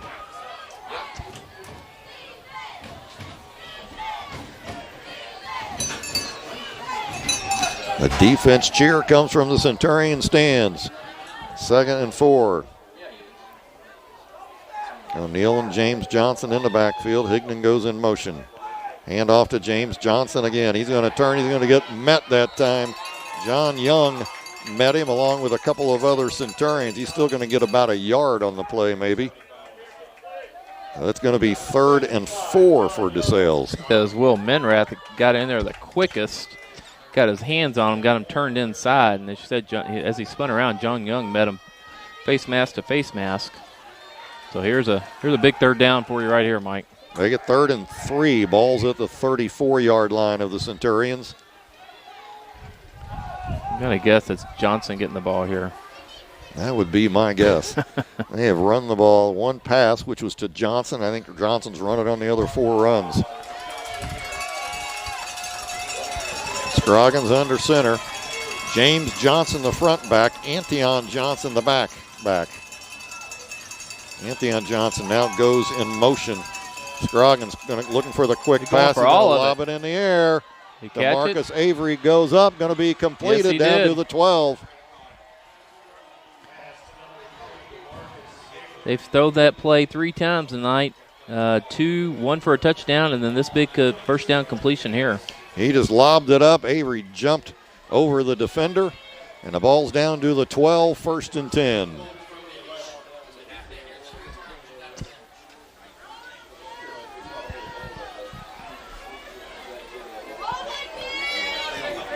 O'Neal and James Johnson in the backfield. Hand off to James Johnson. He's going to get down to about the 6-yard line, it looks like. So make it a 6-yard gain. It'll be 2nd and 4. Yeah, I mean, there's not a whole lot to say. I mean, they're just that offensive line to DeSales just getting their push off just at a good yard or two, and that allows Johnson to sneak into one of those seams and using his big body to lean into the secondary of the Centurions. 2nd and 4 for DeSales. 5:21 to go in this game. We are all tied at 21. O'Neal and James Johnson in the backfield once again. And it's going to be a play action. Scroggins rolling right, and he's going to get Good tackled. tackle. Kevin King out there. Took his shoe off. Scroggins' shoe comes off, and Kevin King picks it up and throws it right down. Great job by King staying where he's supposed to be. And He did. met Scroggins head on, throws him for a loss. Well, DeSales hadn't run that play all night. Faked to Johnson after you get a heavy dose of him this whole half. And then, good idea. Scroggins pretty quick, come around that end, kind of a naked bootleg. Like you said, Kevin King stayed home, did what he's supposed to do, made a great tackle. I'm telling you, though, I think sometimes you can just outthink yourself, man. You can. James I agree Johnson. with you. I mean, why wouldn't change go away anything? from him. 4:29 to go. It is 3rd and 8 from the 10-yard line for DeSales. Scroggins in the shotgun with James Johnson to his left. He's going to pass. He's going to lob it. Same play. And again, and it's going to be a touchdown. Same play. Dimitri Scott going up for that lob that time, and he catches it, and DeSales takes the lead back.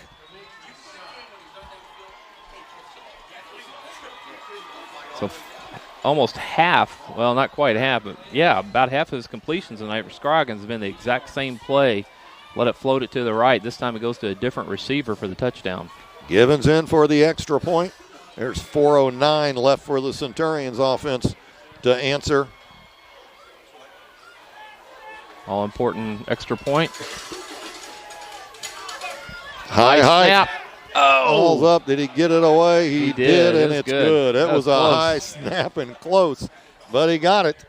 And DeSales goes back on top, 28-21, with 4:09 to go in the ball game. Definitely an impressive drive by DeSales there, getting the ball at their own 20. Was that 80-yard drive, I believe? 80-yard drive. Yeah, just very impressive. Heavy dose of Johnson, mixed in a couple other plays, but good, strong drive at DeSales' front. Did a great job opening those holes up for Johnson, who just picked up 4, 5, 6 yards every run.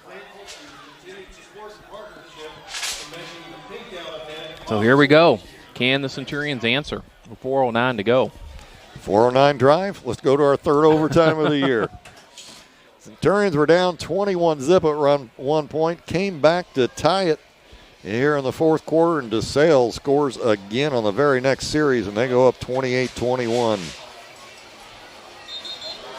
This game is important because this year in playoffs, you play within your own district.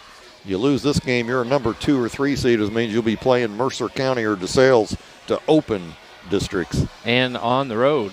Exactly. So let's see what Guerin or Leeper can do. As Givens sets up to kick off. He'll be kicking into the wind, so I do not think he'll make it to the end zone this time.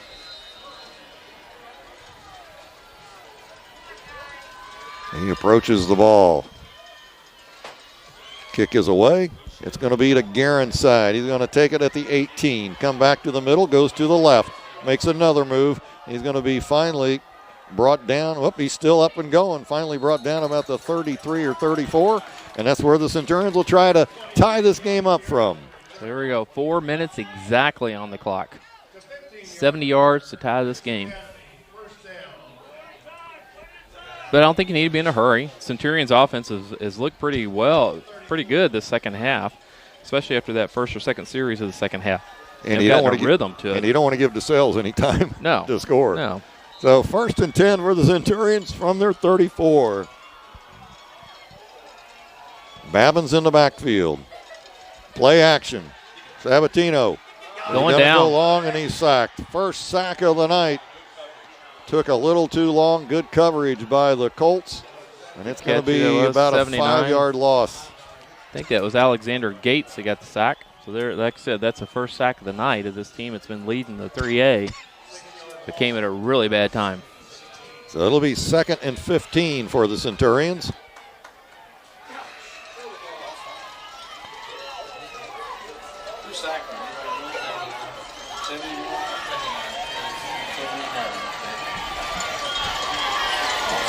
Trips to the right for the Centurions. King, Guerin, Leaper outside to inside.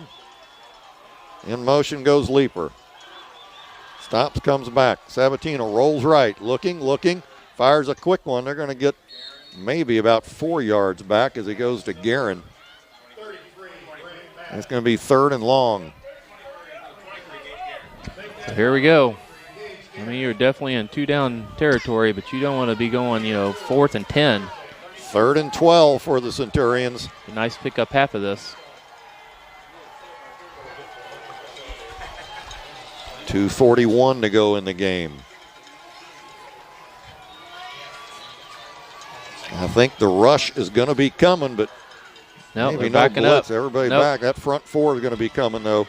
2 receivers left, 1 right for the Centurions. Babin goes in motion. Sabatino fakes throw. Here comes pressure. Here comes more pressure. Sabatino breaks the tackle. He's around the corner. Has the first down. What a play by Sabatino. Man. Sabatino looked like he was going to get sacked twice, and he found an extra burst of speed, goes flying up the sidelines. I got to be honest with you, I haven't seen the mark yet, Mike. Oh, my goodness. He ran into the marker when he stepped out of bounds. That is a terrible mark. It's going to be about a yard short. Coach Cantwell out on the field cannot believe it. Coach Cantwell just saying, yep, first down. I think he's going to be a half yard short.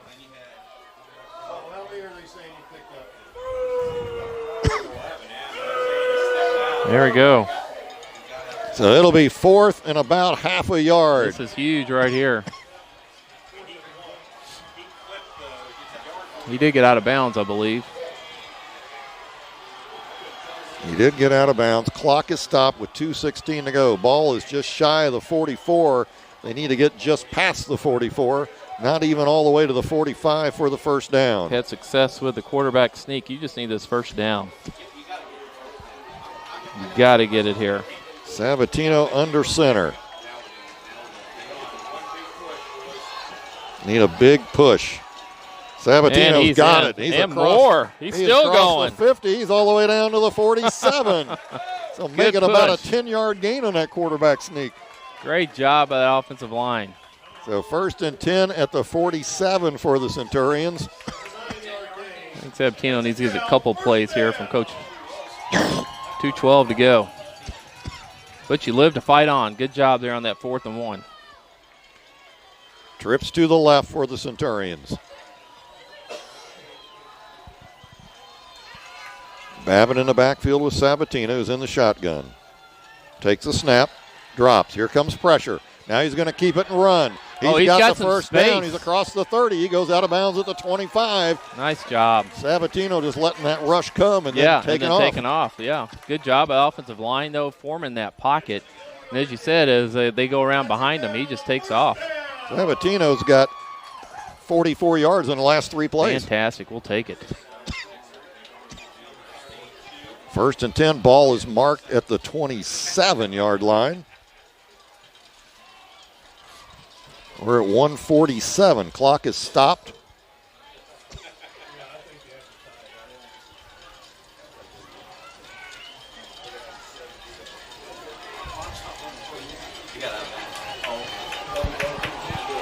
Mays and Guerin and Leaper all to the right side. Sabatino with Babin in the backfield, Leaper in motion. Stops, comes back. Sabatino rolls right. Here comes pressure. Fires it across the middle. He was going for Leaper, but led him a little too far, incomplete. Yeah, not a bad play, though, by Sabatino. At least he didn't force anything, just kind of threw it at his feet. He did have Brant Babin out here in the flat, but, of course, he couldn't see him at that point or quick enough. It was near the end of the play.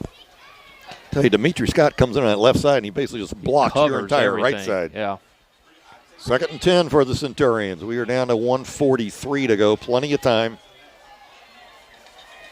You pick up some positive yardage. Leaper goes left this time. Guerin and Mays to the right. Leaper in motion.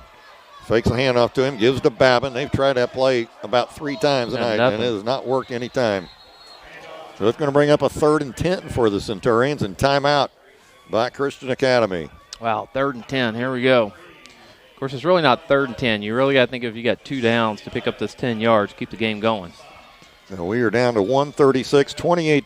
DeSales jumped out to a 21-zip lead. It was 7-0 at the end of the first quarter.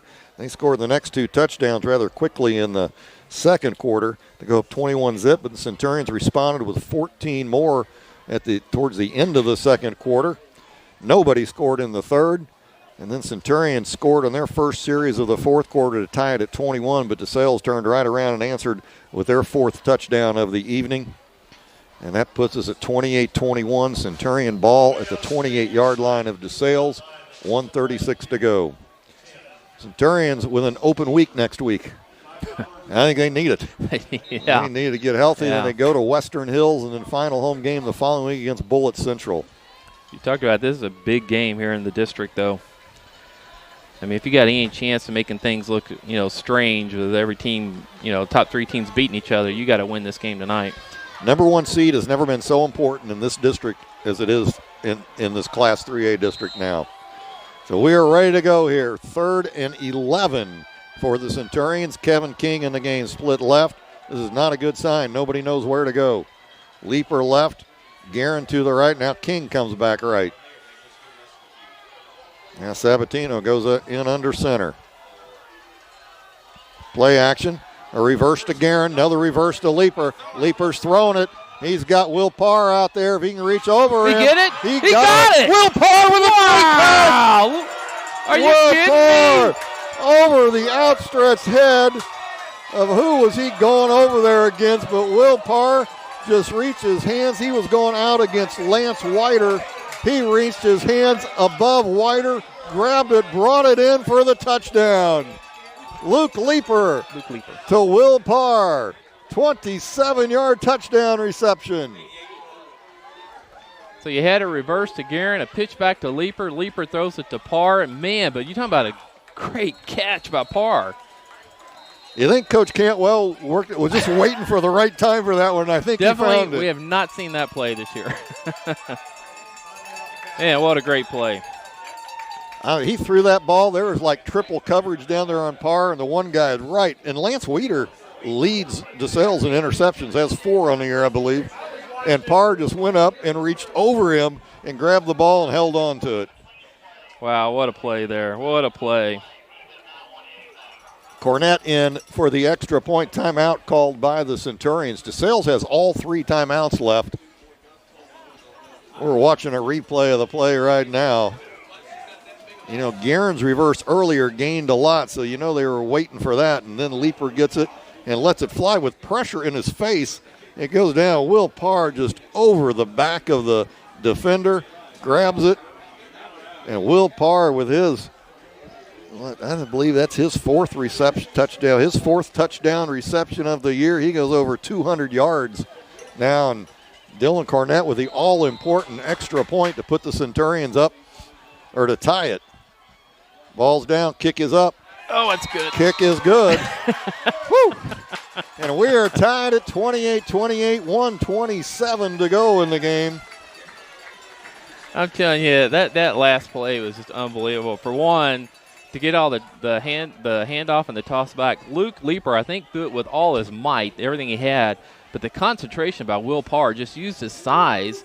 He leaped first up to make the catch with 2 hands and then came down with the DeSales guy backing into him and held on for the touchdown. I love the celebration. Everyone's going nuts, jumping around Will. He just kind of walks out like, okay, it's business as usual. 8-play drive that took 2 minutes and 33 seconds, covering 61 yards, a 27-yard pass play from Luke Leaper to Will Parr. That's right, Luke Leaper with his first touchdown pass of the year. Talking about getting it every way this year. He's gotten it every way this year.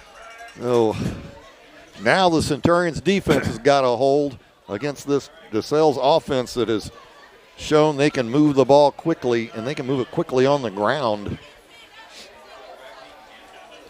We have not seen Gage Guerin on defense tonight, but I would not be surprised to see him go in at the corner. He's in on the kickoff or on the kick coverage team.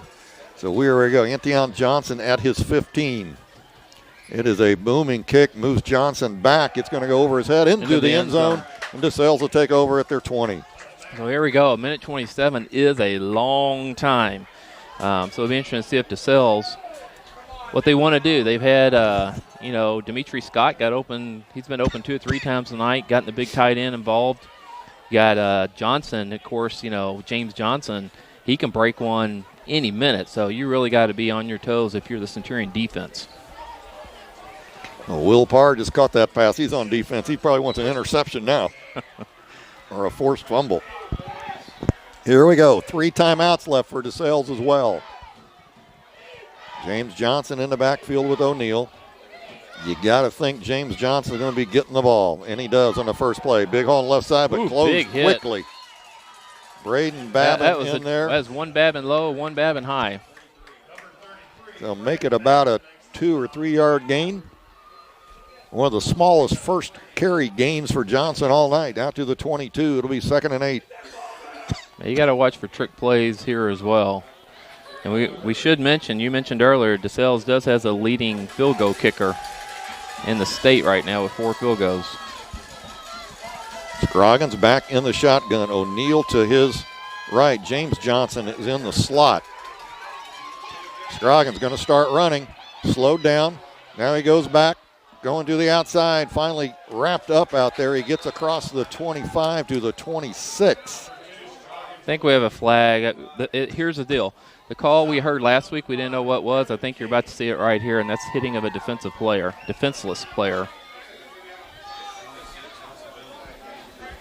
So let's see what the call is. Flag on the play. Should see the referee flex here. Personal foul against DeSales. Oh, yeah, that's what it was. So I saw the play happen. I didn't catch which Centurion or which DeSales Colt, but it was happened to Scroggins was one and running. Centurion player turned to pursue, and the DeSales player came in hard, and so as he turned, he didn't see him coming. So that is a call. Last week we did see that called in the Henry County game. But he didn't give the bear hug signal. He didn't give the bear hug symbol or the flexing symbol, yeah. So it is going to be all the way back to the 12 or 13, 12-yard line.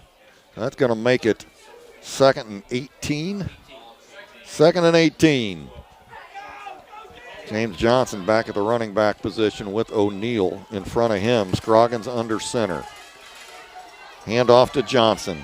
And once again goes to the left side. Babin just falls down at his legs to trip him up. So that's something different we've seen. We've seen the last 2 times run to the left side. Right. Babin just falls down in front of him to knock his legs down. Takes his legs out from underneath of him, takes his feet out from under him, and you get a tall guy down pretty quick that way.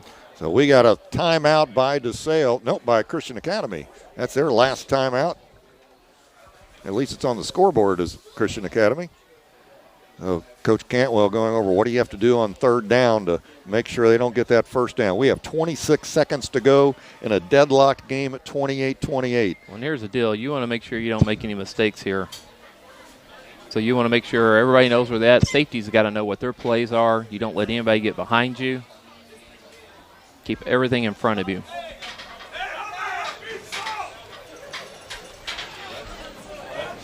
Rain starting to come down again. As we mentioned, DeSales is going into the wind.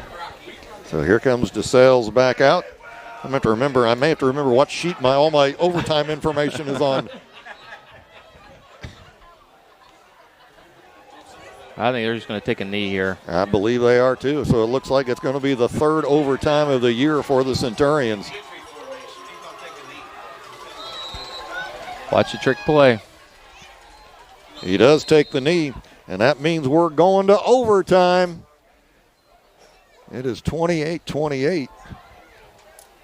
So let me find my sheet here. Well, that's the 3rd overtime this season already. This season, we are 1-1 this season in overtimes.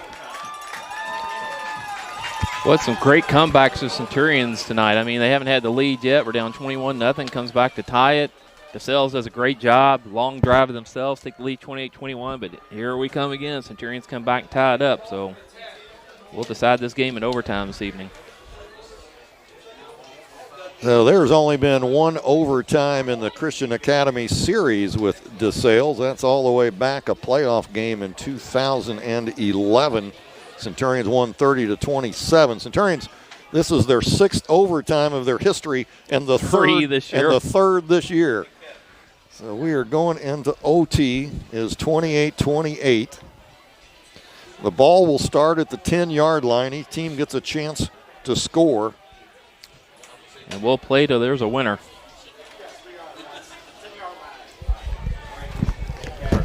So let's see, Centurions.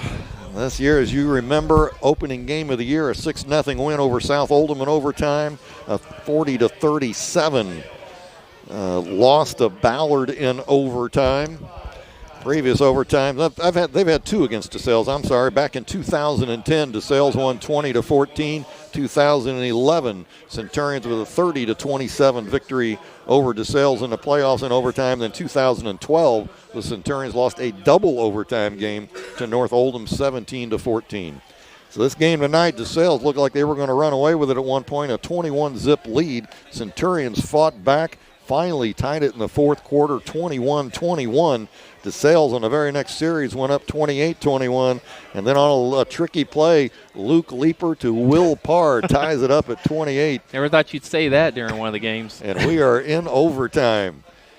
I mean, this is a Cal DeSales game. This is what it's supposed to be like. When it was 21-0, that just did not look like a typical DeSales Cal game, at least in recent memory. You know, we were talking before the game. Last year, Cal beat DeSales 21-10 and 34-7.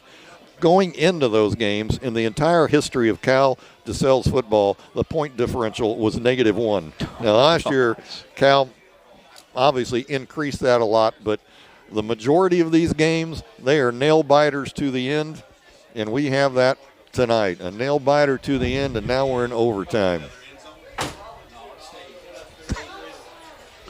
All right, so here we go. This will decide who gets the ball first. So they're flipping. Team that wins the flip will decide if they want to defer or go first. That's really just, I mean, you can argue that both ways. I mean, personally, I'd like to have the ball second so I know kind of what I have to do, especially if you stop the team. You know, you only need a field goal. You may try to set up in the middle of the field for that. So we'll see how this goes. I would think that they would go down to the end. I think both teams would want to go with the win. There's a flip.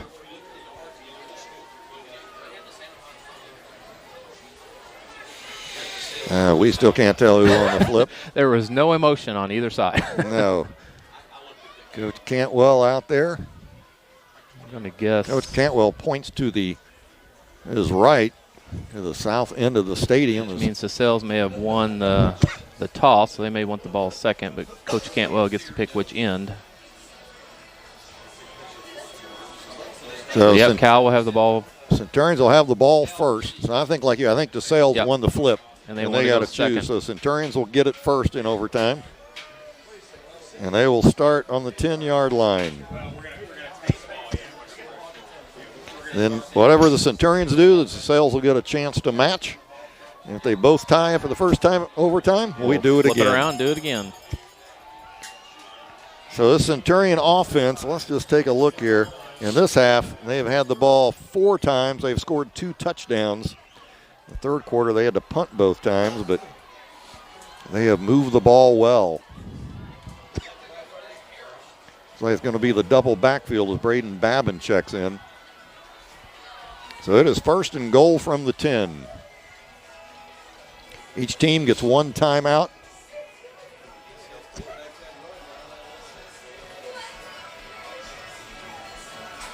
Centurions back in this game. What a win this would be if they can pull this out. I need to ask Coach Cantwell if he ever thought of going for 2 on that last touchdown. At home, you usually don't. Yeah.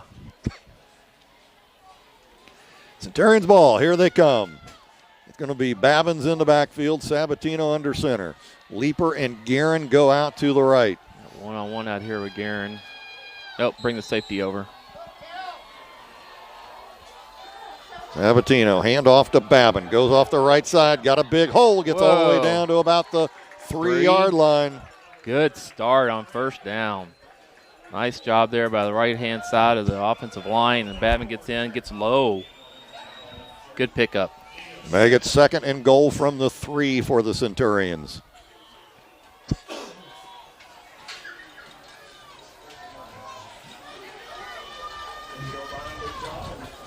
Centurions have broke some big runs tonight against this D. Leaper goes right. Babin's in the backfield. Hand off to Babin again. He's going to get hit in the back, but he gets outside. Oh, fumbled it out of the end zone. Fumbles it out of the end zone. So and I believe they got to go talk about this one. This could be DeSale's ball. I think it is DeSale's ball. He fumbled it, and it went through the end zone. And so DeSales gets it on the 10.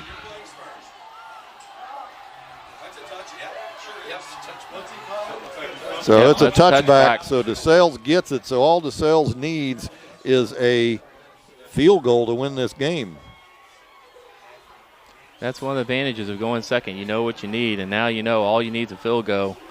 So you run the ball up the middle a couple times, see if you can score a touchdown. If not, at least set your kicker up nice. So Babin got stopped up the middle, breaks outside. That ball went out of bounds just past the pylon. If it goes out of bounds in regular inside, it's still Centurion's ball. But when it goes out of the end zone on the sideline, it becomes the ball of the opposing team. And now DeSales has got some momentum and the ball at the 10.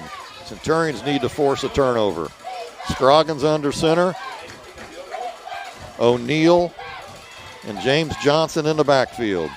Johnson gets it, hit in the backfield by Babin. He goes down with a 1-yard loss, and James Johnson's getting up slow.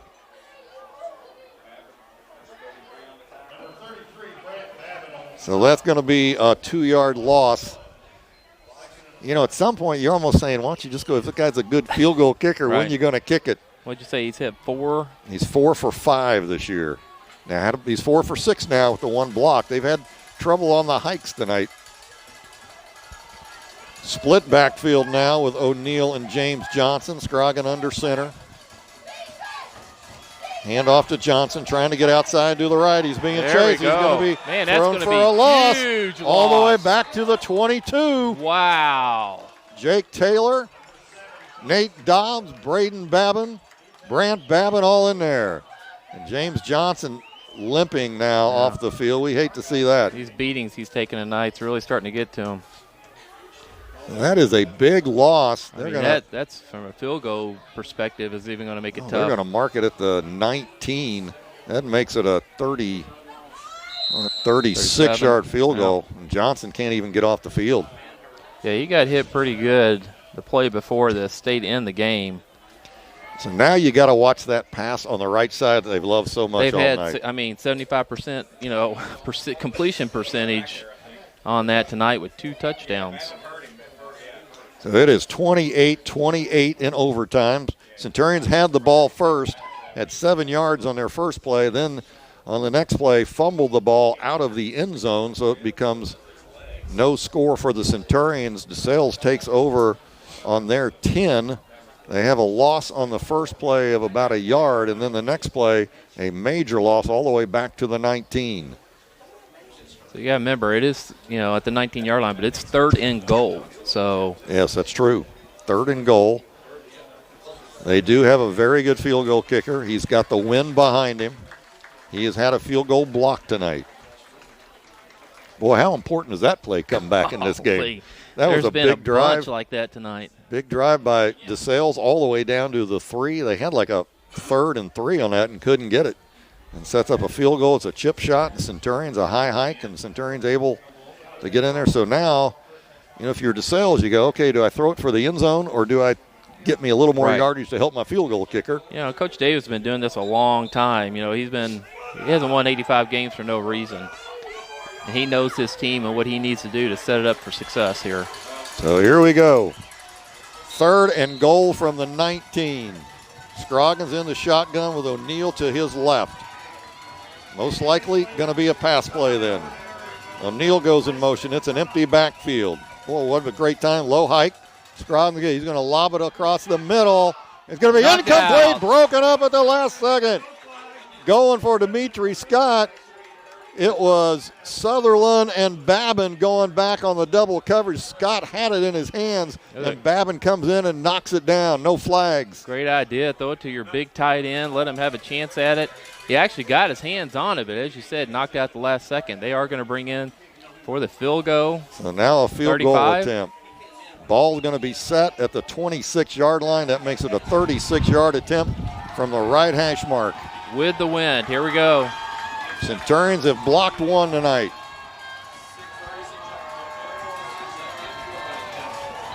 There have been problems on some hikes tonight. We got a timeout by the Centurions. Icing the kicker. You like to see that. Coach Cantwell pulling all the tricks out tonight. Leaper to par on a touchdown pass and icing the kicker. Wow. So what year is this kicker? He's a senior? He is a senior. His range, they told him before the game, probably at 35 to 40 area, and he's at 37 on this. Well, I know his extra points, they have been through and deep. So I have no doubt that he has the leg to do it.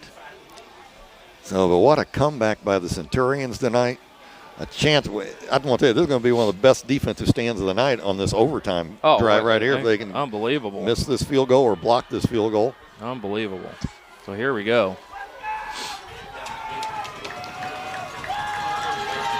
Everybody is screaming. So we got a right foot kicker on the right hash mark. The holder is Jake Meeks, a sophomore.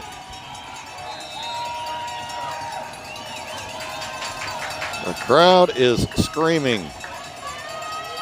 Givens goes back 2 yards, now 3, and goes over about a yard or two from his left. High hike. Here it comes.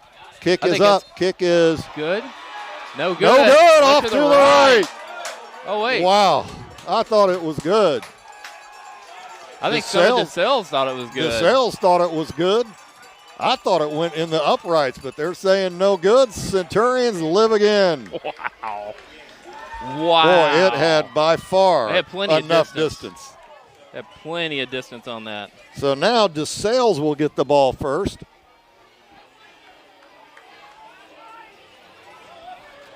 Man, that was close. So this is the second overtime, the second one in the history of Cal football. First one against DeSales in their third overtime game against DeSales. I think Cal has the choice if they want the ball first or not, and I'm sure they will take it second most likely. But so Blake Givens, 4 for 5 on the season coming in, had one blocked and missed, and man, I thought that was through the uprights. But we live again. So here's what's at stake again. Centurions lose tonight. They are their automatic number 3 seed in the district tournament at the end of the year. If they win out. And they would play the loser of the Mercer County DeSales game at either of those places. If they win tonight, that means they could be the 2nd seed. If Mercer County beats DeSales, they would be the 2nd seed and host DeSales. This is assuming everybody beats everybody else in the district. Right, yeah, holds out. Or if DeSales goes and beats Mercer County and Cal wins tonight, there's a 3-way tie, and we've asked all week, and nobody has an idea what the 3-way tiebreaker is. Oh, my goodness. So we're not sure what the 3-way tiebreaker is, but that is the only way the Centurions even have a chance to be a number 1 seed. So Centurions are going to take the ball first. Wow. So Coach Cantwell must have decided.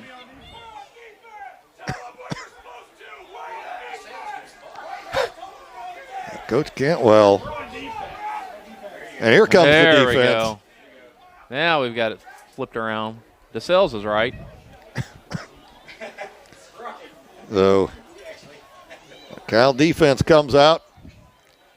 DeSales will have the ball first. Cal will have a chance to counter, depending what DeSales does. James Johnson, I do not think we will see him again. He looked like he was in pretty bad shape, limping off. Scroggins under center. It is going to be O'Neill and Antheon Johnson in the backfield. Avery split out to the left.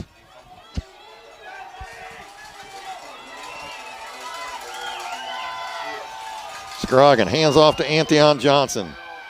He's going to get down to about He's still going. He gets across the 4. He's about like Babin the first time we had. He gets down to about the 3.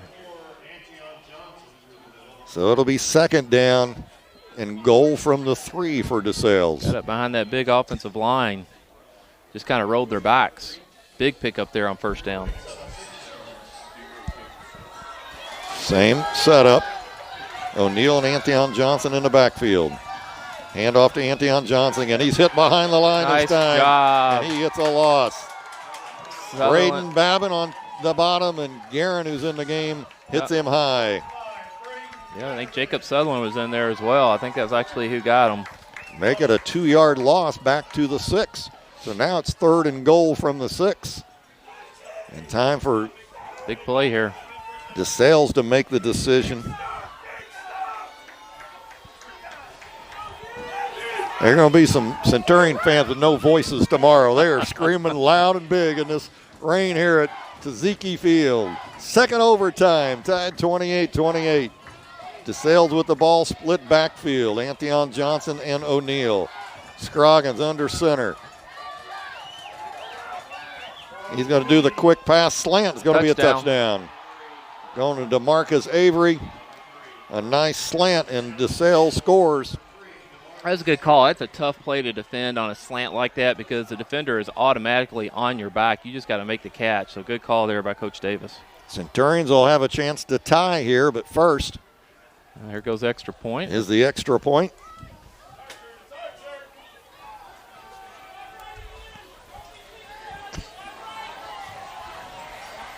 It's in essence a 20-yard kickball set up at the 10.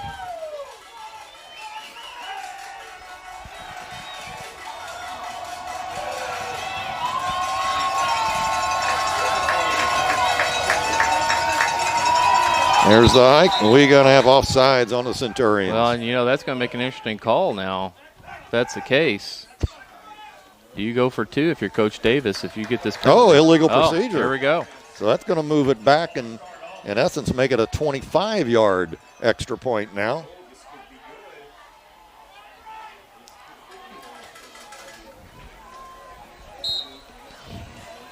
So this is going to make it an interesting kick. We know there's enough different distance in this young man's leg. This is right down the middle.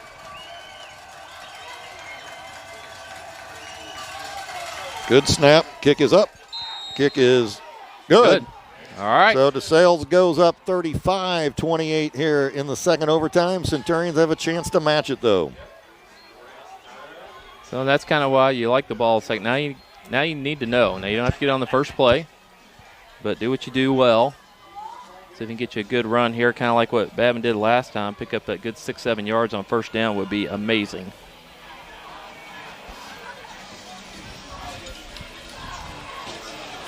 First and goal from 10. 7 point. Excuse me. I'm going to lose my voice tonight. So here we go. Babin's in the backfield for the Centurions.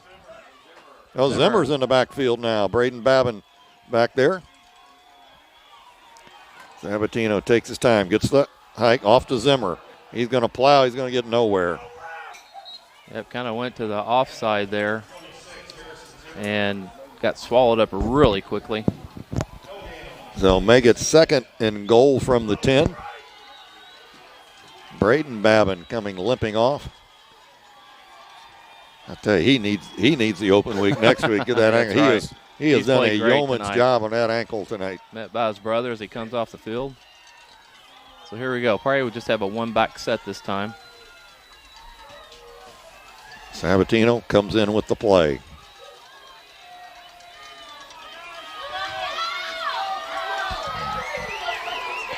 Zimmer, the lone back. Guerin splits to the left, Leaper to the right. 2 tight ends to the right side. Leaper comes back, play action. Sabatino looking, being chased, fires it out Got there. him. Oh! Right through the hands of Will Parr. Had him. He had his man beat. Sabatino put it on the money. Great throw. Parr could not hang on to it, so we are now 3rd and 10. But as you said before, it's 2 down territory. Yeah, it's 2 down. You know you have to score. Good throw. right in his hands. Just couldn't quite come down or come through with it. Make that one more step. What a ball game, Mike. It is a great game. And I think we're going to a third to overtime here. Unless we score and go for 2. Let's get the score. Let's get the score. Leaper and Guerin split to the right. Oh, I'm on the left side is wide open. Play action. Across the middle, incomplete. Thrown into traffic to Will Parr. So now it's for all the marbles, 4th and goal from the 10. Time to pull up that 4th and 10 play that Coach Cantwell has in his back pocket. Okay, got to make a good decision here. What you want to do. Kevin King in the game. Dupes is out. That's where his offensive line's played great tonight. Only been 17, only been sacked one time. Need to get him a good, clean look here. Find a receiver in the end zone. Play is in.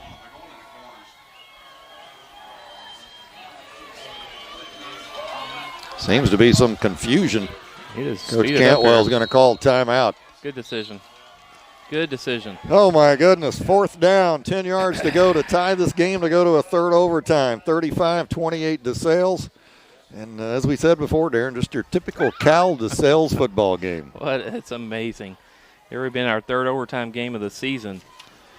Well, the other thing that's been amazing is we ran a stretch there. Now, Centurions won both games last year. But before that, if you look at from 2012 on, except for 2 of those years, whoever won the regular season then lost in the playoffs. These teams, they just switched back and forth. Yeah. And Centurions won both in 2011, 2016, 2018. Other than that, it's been split every single year.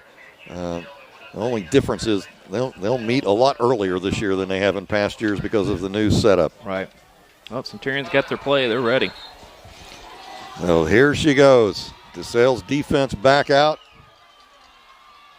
Zimmer in the backfield with Sabatino. Leaper to the left. Got Leaper one-on-one.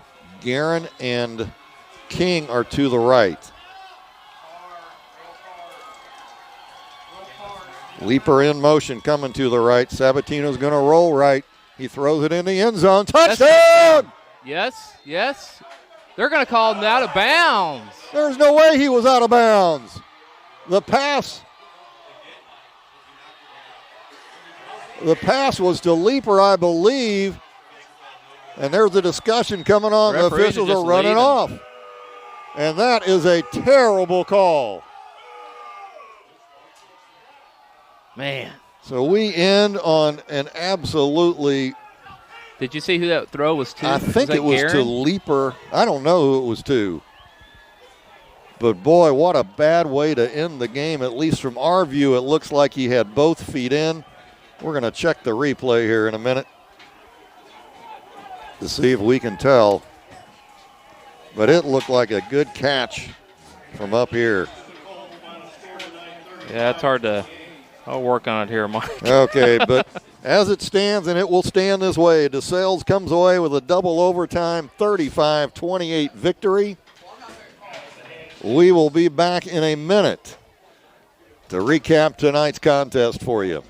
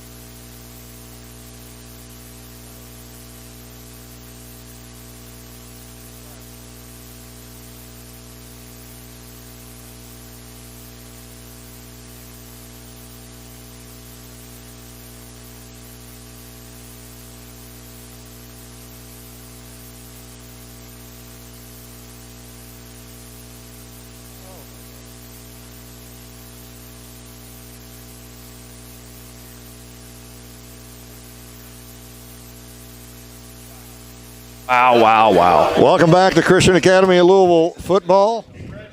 Centurions drop to DeSales tonight 35-28 in a double overtime thriller. This game started out, it looked like DeSales were going to run away with it. They scored the first 21 points as they took the opening kickoff back to the 35. Then on the second play, it was a 73-yard run by James Johnson, and they went ahead 7-0. And then it was scoreless through the rest of that first quarter.